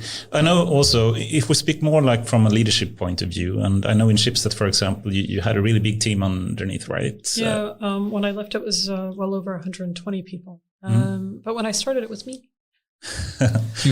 That's amazing scaling. Did you get to recruit them all, or did you get to buy a company? Yeah, I just bought them all. Some was recruitment, some was reorgs. So originally we started with the small core team, and I hired a bunch of people, and they hired a bunch of people. But then we also had reorgs, and then at the end of it, it was a really large team. That's another company that had reorg as a strategy. A lot of reorgs. There was a lot of reorgs. But do you have a favorite principle, or what's your best practices, so to speak, when it comes to leadership? How do you build teams? Listen to them. They will tell you what they need. If you can't listen to what they need and you can't respond to it, or at least you can't stand up and be honest and say, okay, well, I hear you, but we can't do that. Then you're going to be a shit leader. Your entire role is to listen to your team, because you're not there doing the wireframe. You're not there building the backlog. So what the hell do you know? They should tell you, and then you should challenge them. But in order to be able to challenge, you first have to listen. But I love it. Can I challenge it? Or actually, I'm not going to challenge it. I'm going to challenge, is that leadership when we come from maybe I promise not to use the Tayloristic word too much. I think you said it like 50 I said it 15 times. times. 50 times. But I don't know how to phrase it, because sometimes leadership from an enterprise point of view or something, it's ingrained in a different way. Like the leader knows the best, the leader points with his whole hand. And you are talking about servant leadership, or is that servant leadership? I do believe in servant leadership, but servant leadership sometimes the best servant you can be is say, there's the exit. Yeah. Hello, fire. Yeah. Exit. So servant leadership is not like I do whatever my team tells me to. So I think this is also misunderstood, like that this is such a white and black. It's not. I agree. This might be my take on things, and it might be my personality. So again, please take it as just my humble opinion. But I don't think that the leader does always know the best. No. Sometimes they do. Sometimes they don't. So if you're in an operating theater and there is a neurosurgeon, and this is a human being who's been trained in neurology and neurosurgery for 20 some years, and then there's me, and we're doing brain surgery, who are you going to listen to? I'm going to be listening to the neurosurgeon. How about you? Okay. Donald Trump didn't. Yeah, well, there's Donald, and we all love the Donald. And then there's leadership. On the other hand, if the neurosurgeon is operating on a tumor in the brain, he will have an oncologist and an oncological specialist standing next to him. Yeah, so they can really... So they can work together. So who's the expert in that room? I think the simplest metaphor is in sports, right? You have a team, and then you have a coach that is the leader. Yeah. And the leader should never go in and take the ball and do whatever, right? That is the real metaphor. The coaches and the leader's task is to make the perfect conditions for the team to actually do the thing. That's a very simple metaphor. And I think this holds so true, because a coach needs to understand, my team, are they a Champions League material or are they Allsvenskan material? Yes. And basically, maybe we should not play like Barcelona as a style, because it doesn't really suit us. It goes completely together also that you can't pick a Champions League organizational model or a style of playing football if you're not Champions League team. I also think as a leader, you're coming into an organization hopefully with, I use the toolbox analogy. We're using a lot of analogies. Sorry. So my toolbox has tools from all of the different roles that I've had and all the different experiences I've had. And maybe I have 7 different kinds of hammer and 50 kinds of screwdriver and whatever. And I'm coming in with that toolbox, and my team is coming to me with questions and concerns and problems. And I'm opening up that toolbox and saying, how about this one? Do you think this will work? Let's try this one. That is leadership. We're going to try it. We're going to see if it works. If it doesn't work, we'll come back and we'll brainstorm, and maybe my box will have another tool we can try. And if not, maybe we can create a new one. To me, that is leadership. That is what a coach does. The coach puts on, thinking of like NBA or basketball, the coach is like producing a game plan. They're trying to figure out like, okay, we're going to have these 3 people on the field doing this formation to go take this ball across the court, and it's going to be Jordan dunking it. Of course, it's going to be Jordan dunking it. I just finished watching that Netflix series. Yeah. But the idea is that you've got the coach sort of trying to formulate these plays, and the players trying them out, developing them, saying keep or drop. Coach, that play did not work. Drop it. Or coach, it kind of worked. Can we? I think maybe we need to change positions here. I think football would have been a better analogy than basketball. Thinking now, but I like basketball. It's only because I just finished watching the Netflix series. With Jordan. Yeah, with the Jordan. What was it called? I don't know. Anyway, it was all very nostalgic because I lived in Chicago through that entire period. So I was like, oh. Lydia. Yeah. Oh, look at you. And you're, oh my God. Oh, those are classic. Me and my Adidas are now envious. It's okay. Run DMC, Adidas. It's all good. Now we've derailed a bit. We totally derailed. You got me. But ideally, again, the coach or the leader is formulating those plays and trying them out with their players, with their team, and the team is giving that feedback. The coach is not taking the ball away and trying to dribble it across the court or kick it into the goal. There's also like an upper layer of leadership, which is the structure for like communications and coordinating between teams and so forth, so that the teams, not the individuals, but the teams get reasonable conditions for doing their job. Absolutely. And I missed recommending one of Henrik's videos before, so I'm going to pick that thread up again. And I think it might have been the last Spotify video he ever made. I think it was on Agile in South Africa or something. Because there's a thing that Spotify tried out, which is called DIB, data, insight, beliefs and bets. And I think that's the most interesting part of Spotify's organization. So I would recommend to people to find DIBs, data, insights, beliefs. Bets. Bets. DIB, yeah. And we mentioned Henrik so many times. I guess we mean Henrik Nyberg here. Nyberg, right? yes, the one and only Henrik. Apart from this Henrik, of probably course. 50 Henriks. Sorry, it's not me. Is he still at Lego? No, I think he's at Mojang now. We need to get Henrik here. Lego. Yeah. Get free Lego. Okay, but I think that's an important point. I mean, one is the leadership. How do you basically guide the people in the teams to basically make the best they can do in some way? But it's also about recruitment and how to basically build the teams as well, and find the right mix, etc. Do you have any thoughts about that, or what's I do something that's called sometimes they're called like star charts or radar diagrams. So every field has sort of dots on that radar diagram. So let's say you're mapping I'm going to pick on UX. No, you know what? Let's pick on product. I always pick on UX. So a product manager has to have some insights background, or, at least be able to process business insights. They have to have some strategic background. They have to be able to plan, create backlogs. And all of these are points on this sort of chart. So let's say your team is really strong on the analytics part and really strong on the planning part, but not so strong on the strategic part. So maybe you want to hire someone into that team that's a little bit higher on that, but a little bit lower on those other scales. And what you get is sort of like almost a fingerprint of your team and their strengths and weaknesses. And then you hire to try and stretch out those strengths and weaknesses. Like the radar spider diagram. Yeah, spider diagram, radar diagram, star diagram. They have 100. But it's just, that's what we mean. Like we go in a couple of different directions and we see from 0 to 10. Yes, exactly. And I do that with my teams, and I do that holistically, and I try and make sure that, like, also because we do work in cross-functional teams with Spotify called squads, but cross-functional teams, they're also staffed in this way. So if we have a really, really senior, really good engineering manager on that squad or cross-functional team, you want to make sure that they're partnered with really good and strong business side, product, really strong design side. If it's a younger team and they have a little bit more stretch space, then, try and match those people together, which is, again, where that CTO, CPO symbiotic relationship comes in. And this is team here is for me.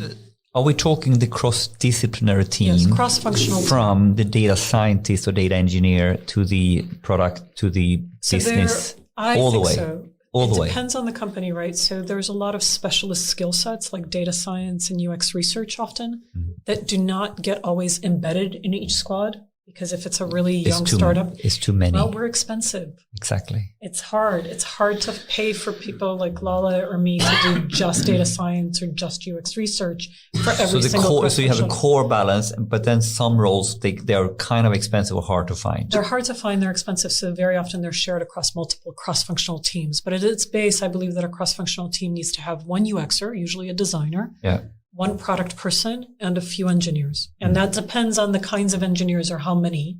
But ideally, that cross-functional team should at least be able to run an experiment on its own.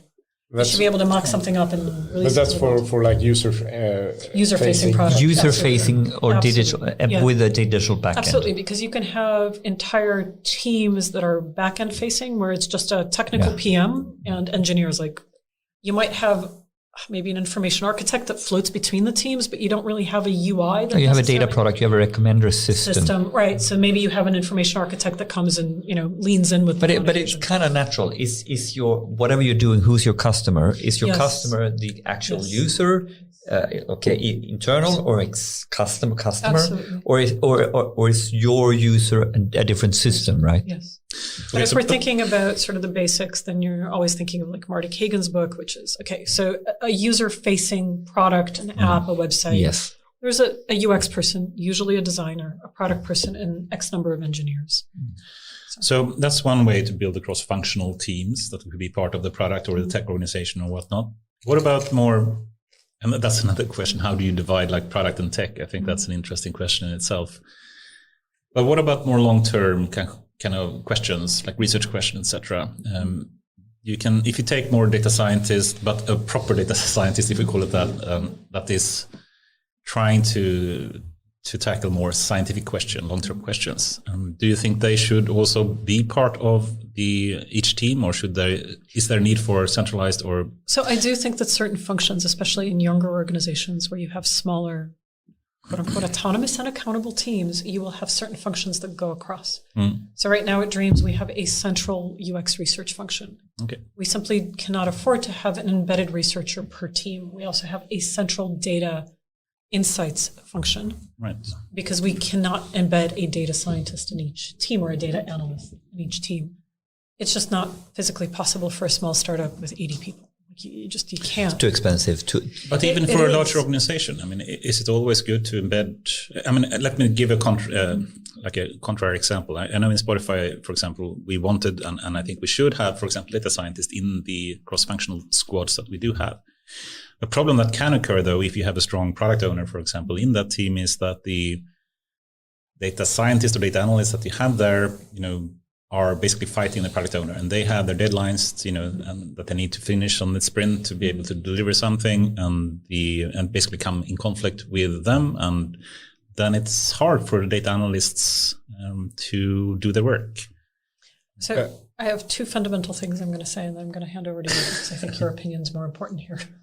You're the more important person today. No, I'm not. I deny that.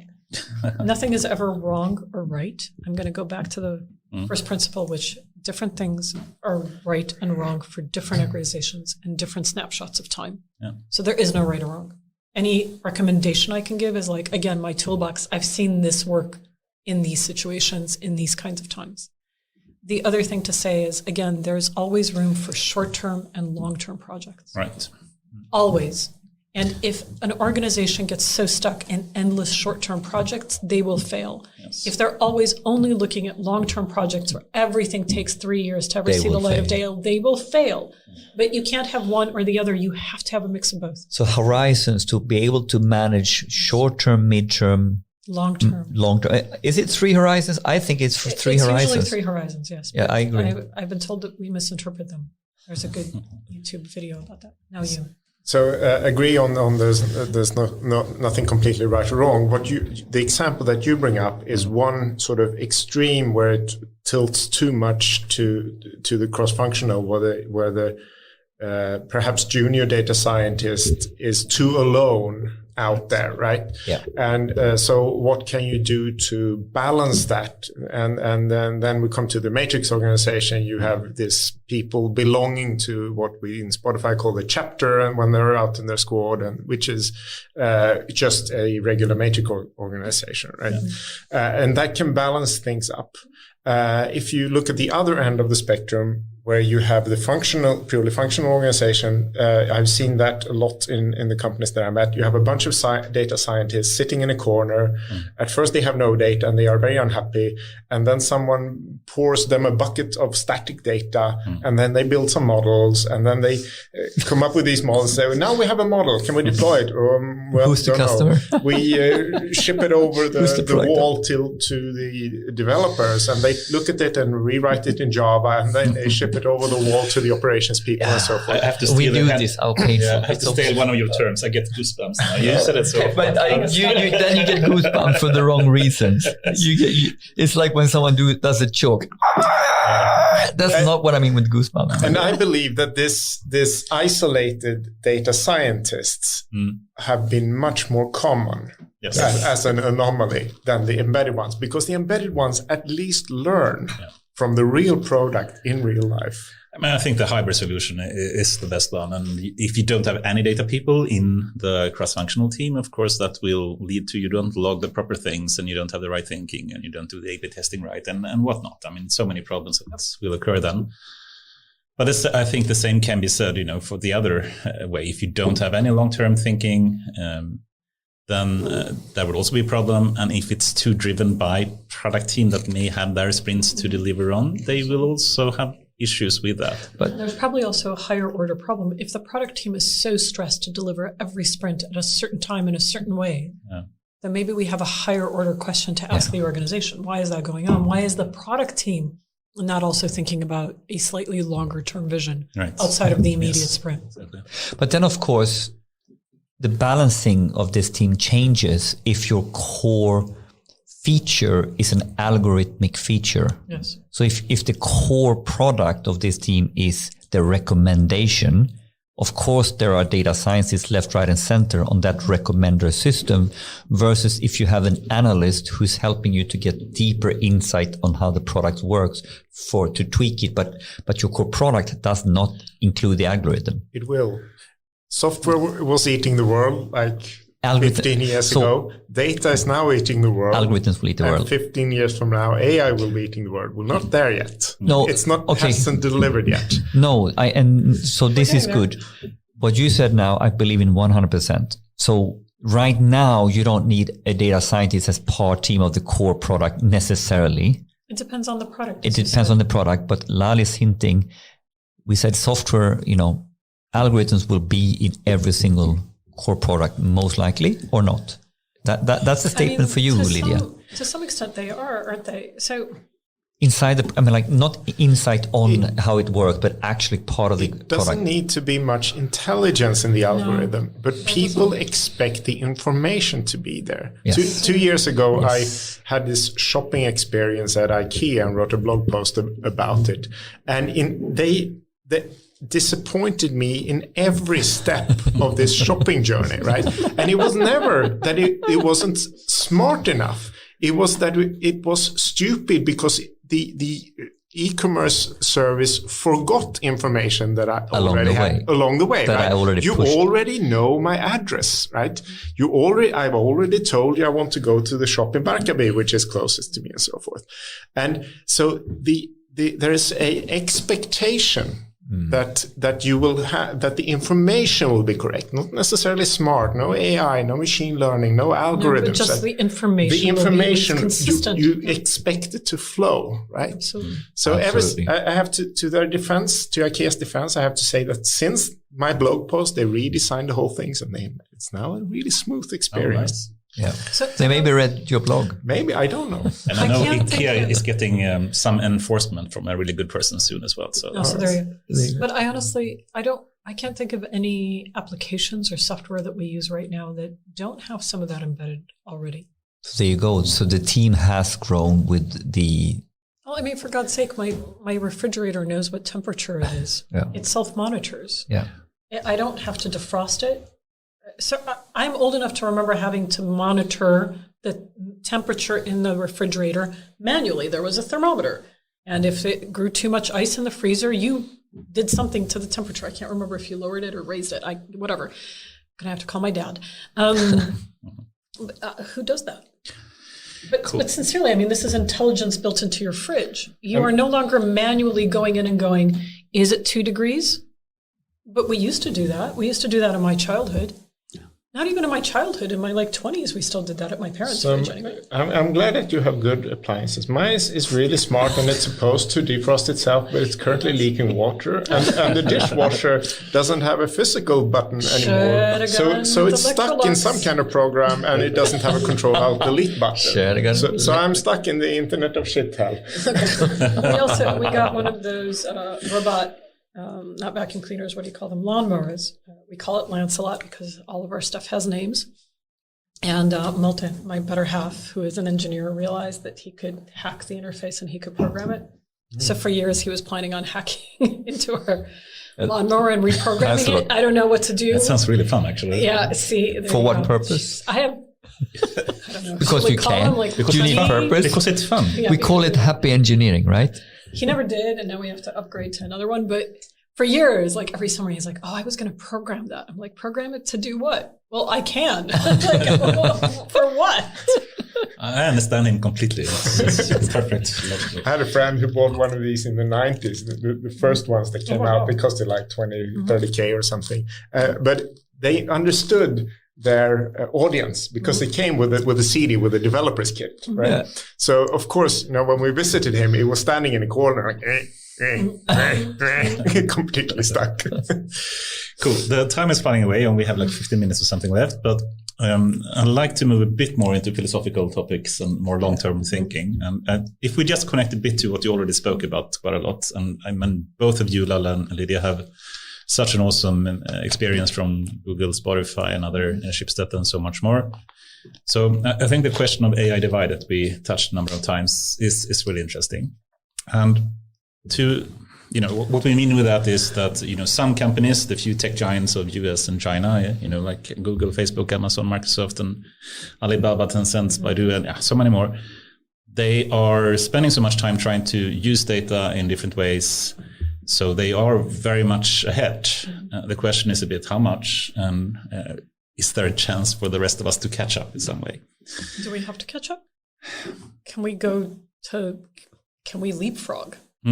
So a good one. If we go back to my example of the people that I was doing user testing with in Nairobi in Kenya, they didn't try to catch up with my 50, 60, 70, 80 words a minute. I don't know how fast I type. I type damn fast. Not as fast as my other half, but I type fast. Why do they have to catch up with me? They leapfrogged me. They type a fuckload faster on their phone. If we look back in history, perhaps we can draw some conclusions, right? What technical revolutions have we had in the past that really affected everything? Well, we had the internet. Do we need the internet or can we leapfrog? I would probably need to figure the internet out, right? We had computers, personal computers. Do we need personal computers or can we leapfrog? Well, to some degree, we can leapfrog to the phones, but which is a Linux computer, right?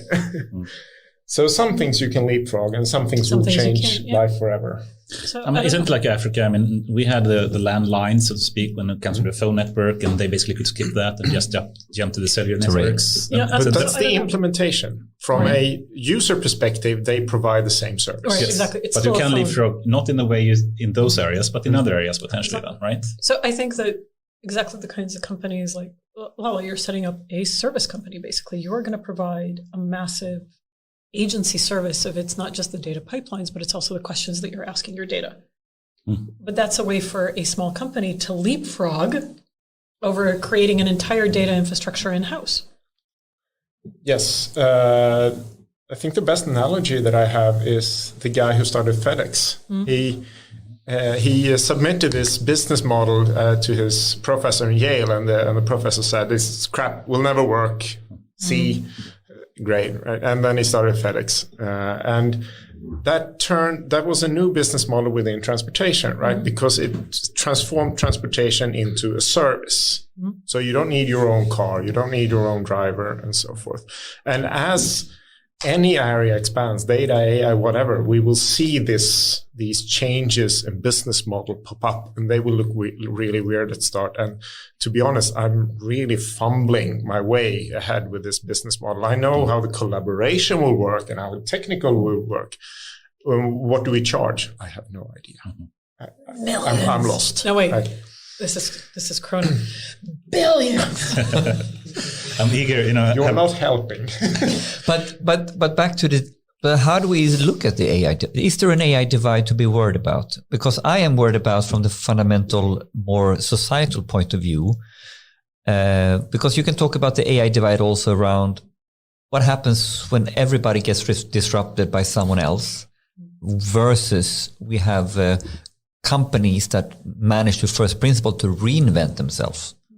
I mean, like even if you're talking about traditional enterprise. So you mean if we survive the energy crisis, the climate crisis, the fact that Trump might be president again in 4 years crisis, the medical crisis, Putin taking over the world crisis, then you can worry about that. I think it's the opposite. I think this comes further before. I think this comes before the, I think they're all related, actually. I think they're related They are even. kind of They're actually related. Look at it from a world risk perspective. We have sort of cataclysmic risks to the world when we have centers of power, like nuclear weapons, This for is example. the point I'm coming with. That was a very high risk to the world during the Cold War, when the power was centralized in a few places. So if some radio officer in the Soviet Union hadn't said, "Oh, this looks like a false positive," none of us would be here right now. Something like that.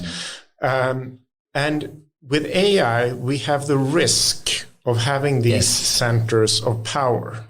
Yes. So we need to mitigate that risk by spreading out the competence, so that we do not centralize power with inherently evil companies like Facebook and Palantir and so forth. That was one word, by the way, but okay. And spread it out so that we have the understanding and can regulate it before it's too late. I mean, this is maybe the best well put point of my view someone has done, because I'm not so worried about that someone is better. I'm worried about that they're getting so far ahead so they become the superpower.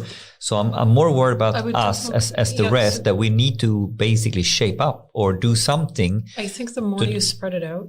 Yes. So I think the thing that I'm worried about most is actually if you centralize any power in any one or two organizations, you automatically add all sorts of interesting prejudices and biases based on that organization and whatever it does. Yes. So if all of shopping is owned by Amazon.com in the US, then there is no choice, and that's it. What they give you is what you get. This is scary. That is scary to me. I think it is scary. So any monopoly is scary. So to Lala's point, the more you spread it out, and it doesn't mean that you have to be as good as somebody else doing the exact same thing, but you have to be good at doing something else with that data. You need to be relevant at part. I mean, it's yes. I usually in my speaks I've talked about, we are in the macro life cycle of the agricultural society, and then there's a pivot to the industrial society, and now we have a pivot to the data and AI software first age in somewhere. Absolutely. And basically we now have some superpowers that are sort of already on the growth side of that micro life cycle, where a lot of the part of the world is the maturity stage of the they haven't done the pivot yet. They're still chasing efficiencies, but in the old approach. So they went through the pioneering stage of industrialization. Now in the mature stage, we talk about efficiencies, but we're doing the cheese grater efficiency style, separation of tasks, all that. The thing is that you also we need to flip. A lot of companies need to flip. But you also have to understand the context of some of those other countries and cultures. We live in Sweden. Yeah. We have no fucking problems. I'm sorry. What problems do we have? No, that's true. But we don't. No one's killing us. I'm not going hungry. My child goes to a great school for free. I heard that in terms of killing statistics, we're in the middle of European statistics, but that got spun in media. Really? So that everybody's really scared now. That's the level of problems that we have. My family lives in Chicago. Death shootings by gangs. I saw that statistic. Is that what you mean? Okay. Yeah. Can we all look? You're on a computer. Can you look up the death statistics for gangland shootings in Chicago and a given? Yeah. You can actually put it on the podcast as well. Can I just put this? Can I just please put it in perspective? Yeah. Thank you. I mean, we live in Sweden. Yeah. But there are actually. I don't want to touch on Sweden, but there are the problems of the world and the data. Yeah, I think the data and access to data and control of data is a huge problem. I'm not belittling it. But when you look at countries that are struggling to allow their populations to survive past the age of 1 and have an infant mortality rate that is literally 100 times higher than our gangland shooting rate at a 10-year, whatever interval. That's perspective. That's perspective. Yeah. So I do think that there are challenges that those countries first have to meet for themselves before they can even look at something like that. True. And I fully agree with that. We're touching on the forces that sort of drive me as a person in what I've been doing for the last 7 years or so. If we look at the most data mature companies in Sweden, we're looking at Spotify and we're looking at King. And music is great. Computer games are gay, but they actually don't change the world all that much.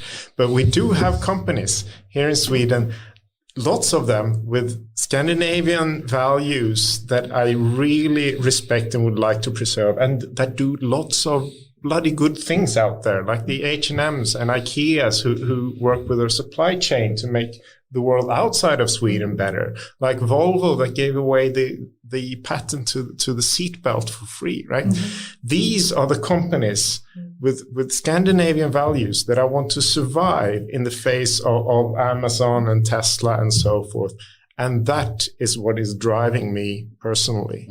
So now I just need to find the humble company that realized that they need some help. And that is bloody hard. So in short, you just looked it up. So what is it? 1,298 in Chicago in a given year?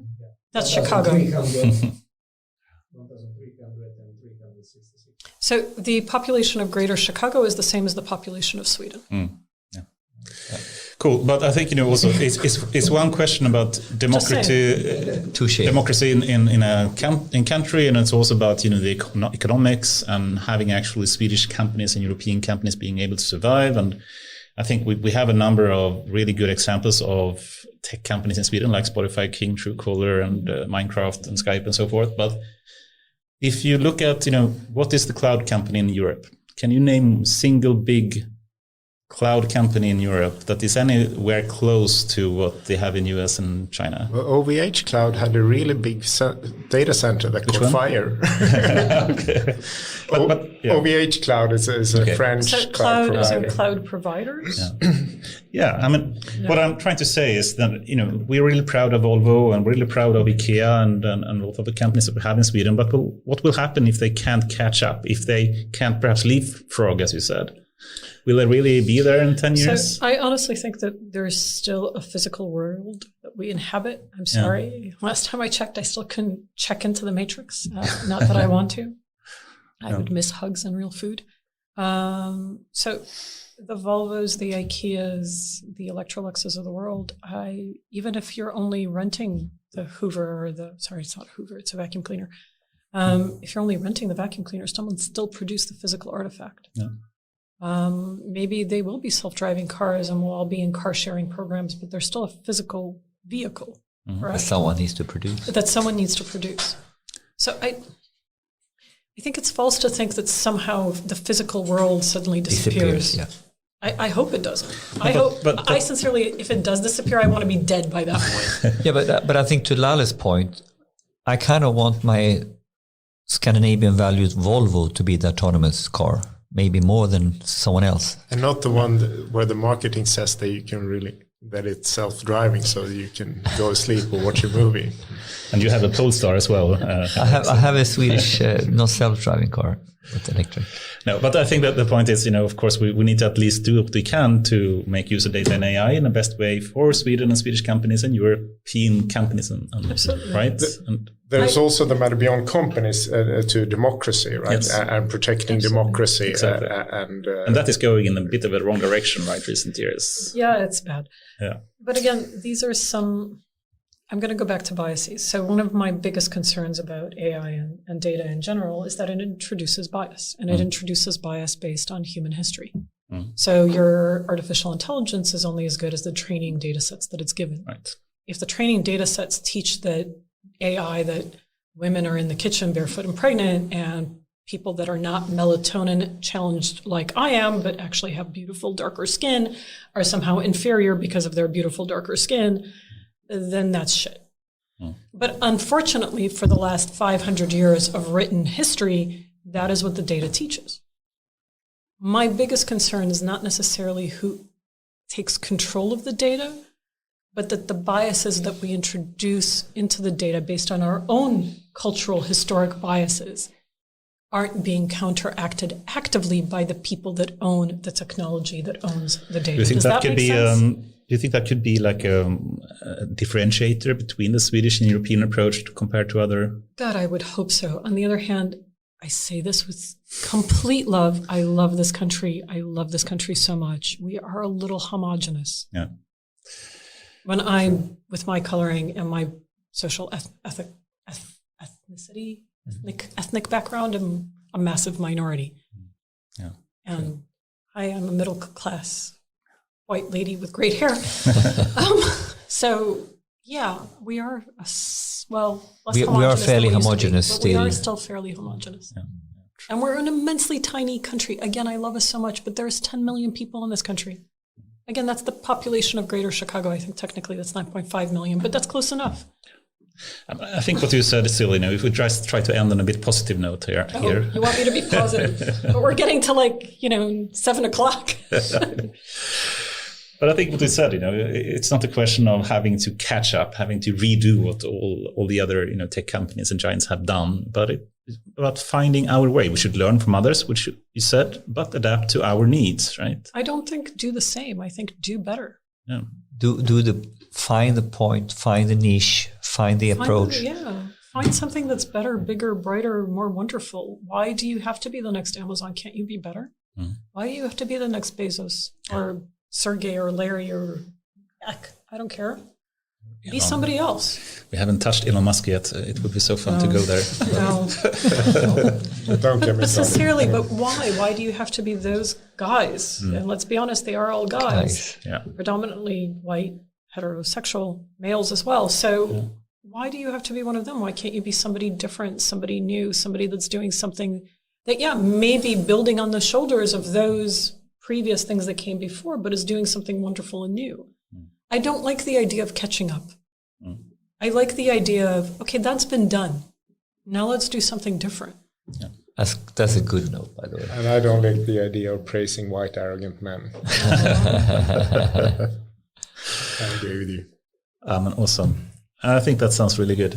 It's perfect, I think, potential. Don't catch up. That's we collect T-shirts. We collect T-shirts here. Don't catch up. It's Don't catch up. I'm totally going the Don't catch up. spreadshirt and getting that printed. Dare not to catch up. Huh? Yeah. Awesome. Lidiana, what's next in your life? Summer holiday. Oh, yeah. No, June 2nd, my first vaccination. Yeah. Oh, yeah, you're going vaccinated. Yeah, that's awesome. Pace to be old. I am very excited. I am super excited. Do you know what you're getting, Astra? I don't care. I just want my first vaccine. And then my sister and my brother-in-law and my great-nephew are coming to visit this summer because they've all been vaccinated. So the question was, what is you looking forward to the most when you get vaccinated? Exactly. You my answered sister it. and my You answered brother-in-law it. are getting off a plane, like an actual physical flight from Chicago. And I am getting real physical hugs. Oh, really? A hug. That's awesome. Yeah, that's awesome. I am so excited. Could be a really nice summer if you're lucky. I don't care if it rains the entire summer. I'm getting hugs. Have I mentioned hugs? I love that. Lidia, anyone that you would recommend to come on this podcast? Someone that you would like to listen to yourself? Oh my goodness. So many people. I think you guys should invite Jess Forbes, who's currently at CRI, and she's a VP of product there. Yes, sorry, Jess Forbes. At CRI, right? Yeah, she's former Spotify. She's also an expat American. I love her to bits. Hi, Jess. I'm volunteering you. She'll kill me later. It's fine. I think because when you guys are talking about data science and information technology in general and artificial intelligence, the way that it impacts products, especially things like medical products, it'd be super interesting. Totally invite Jess. I vote for Jess. Oh, that sounds great. That's a good suggestion. And she'll listen to this and I will be In flopped trouble. over the head, but that's okay. Love you, Jess. Awesome. Thank you very much. You're welcome. 2 hour flies. Yeah, it does. And so many good advices, I think, Thank you. that we heard from you. And really great to hear from people that do have proper experience in working for at really big, tech giants and also We have been have the working t-shirts to prove it. Yeah. And the hoodies. Yeah, you have the hoodies and the T-shirts. Lots of hoodies and hoodies. What's the best merch? Who's got the best merch?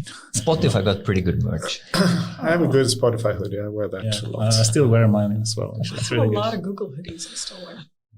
I never got a Google. I think I have 20 T-shirts or something. But I never I've got a lot of t-shirts. And I have a Google tent. I have a Google Tent. Plus. I haven't used that a lot. I got Rather because at work. I had my son while I was still at Google. I had a lot of Google baby gear because people Baby kept on, gear. Oh, really? But he's obviously 8 now. He's way outgrown it, but I had a lot of that. And I like the tent thing. That's cool merch. I don't know. They just gave it out one day, and I in London. I happened to be there and picked it up. I have a Shipstead, like one of those water pouch wallets. And my other half, he kayaks a lot, so he uses that a lot. So it's like one of those waterproof The things. useful merch, actually totally useful. merch. He uses that constantly. Like right now, he's using it every weekend. So There you go. merch. And Lalle, thanks again for coming here. Awesome. Wonderful to be here. This was such a treat to have you as a team to discuss this with the similar experiences. That's like boom, chocolate. It's nice for us to actually have the first time even 2 guests on the show as well. This was evolution. This was the next level in our show. Nice.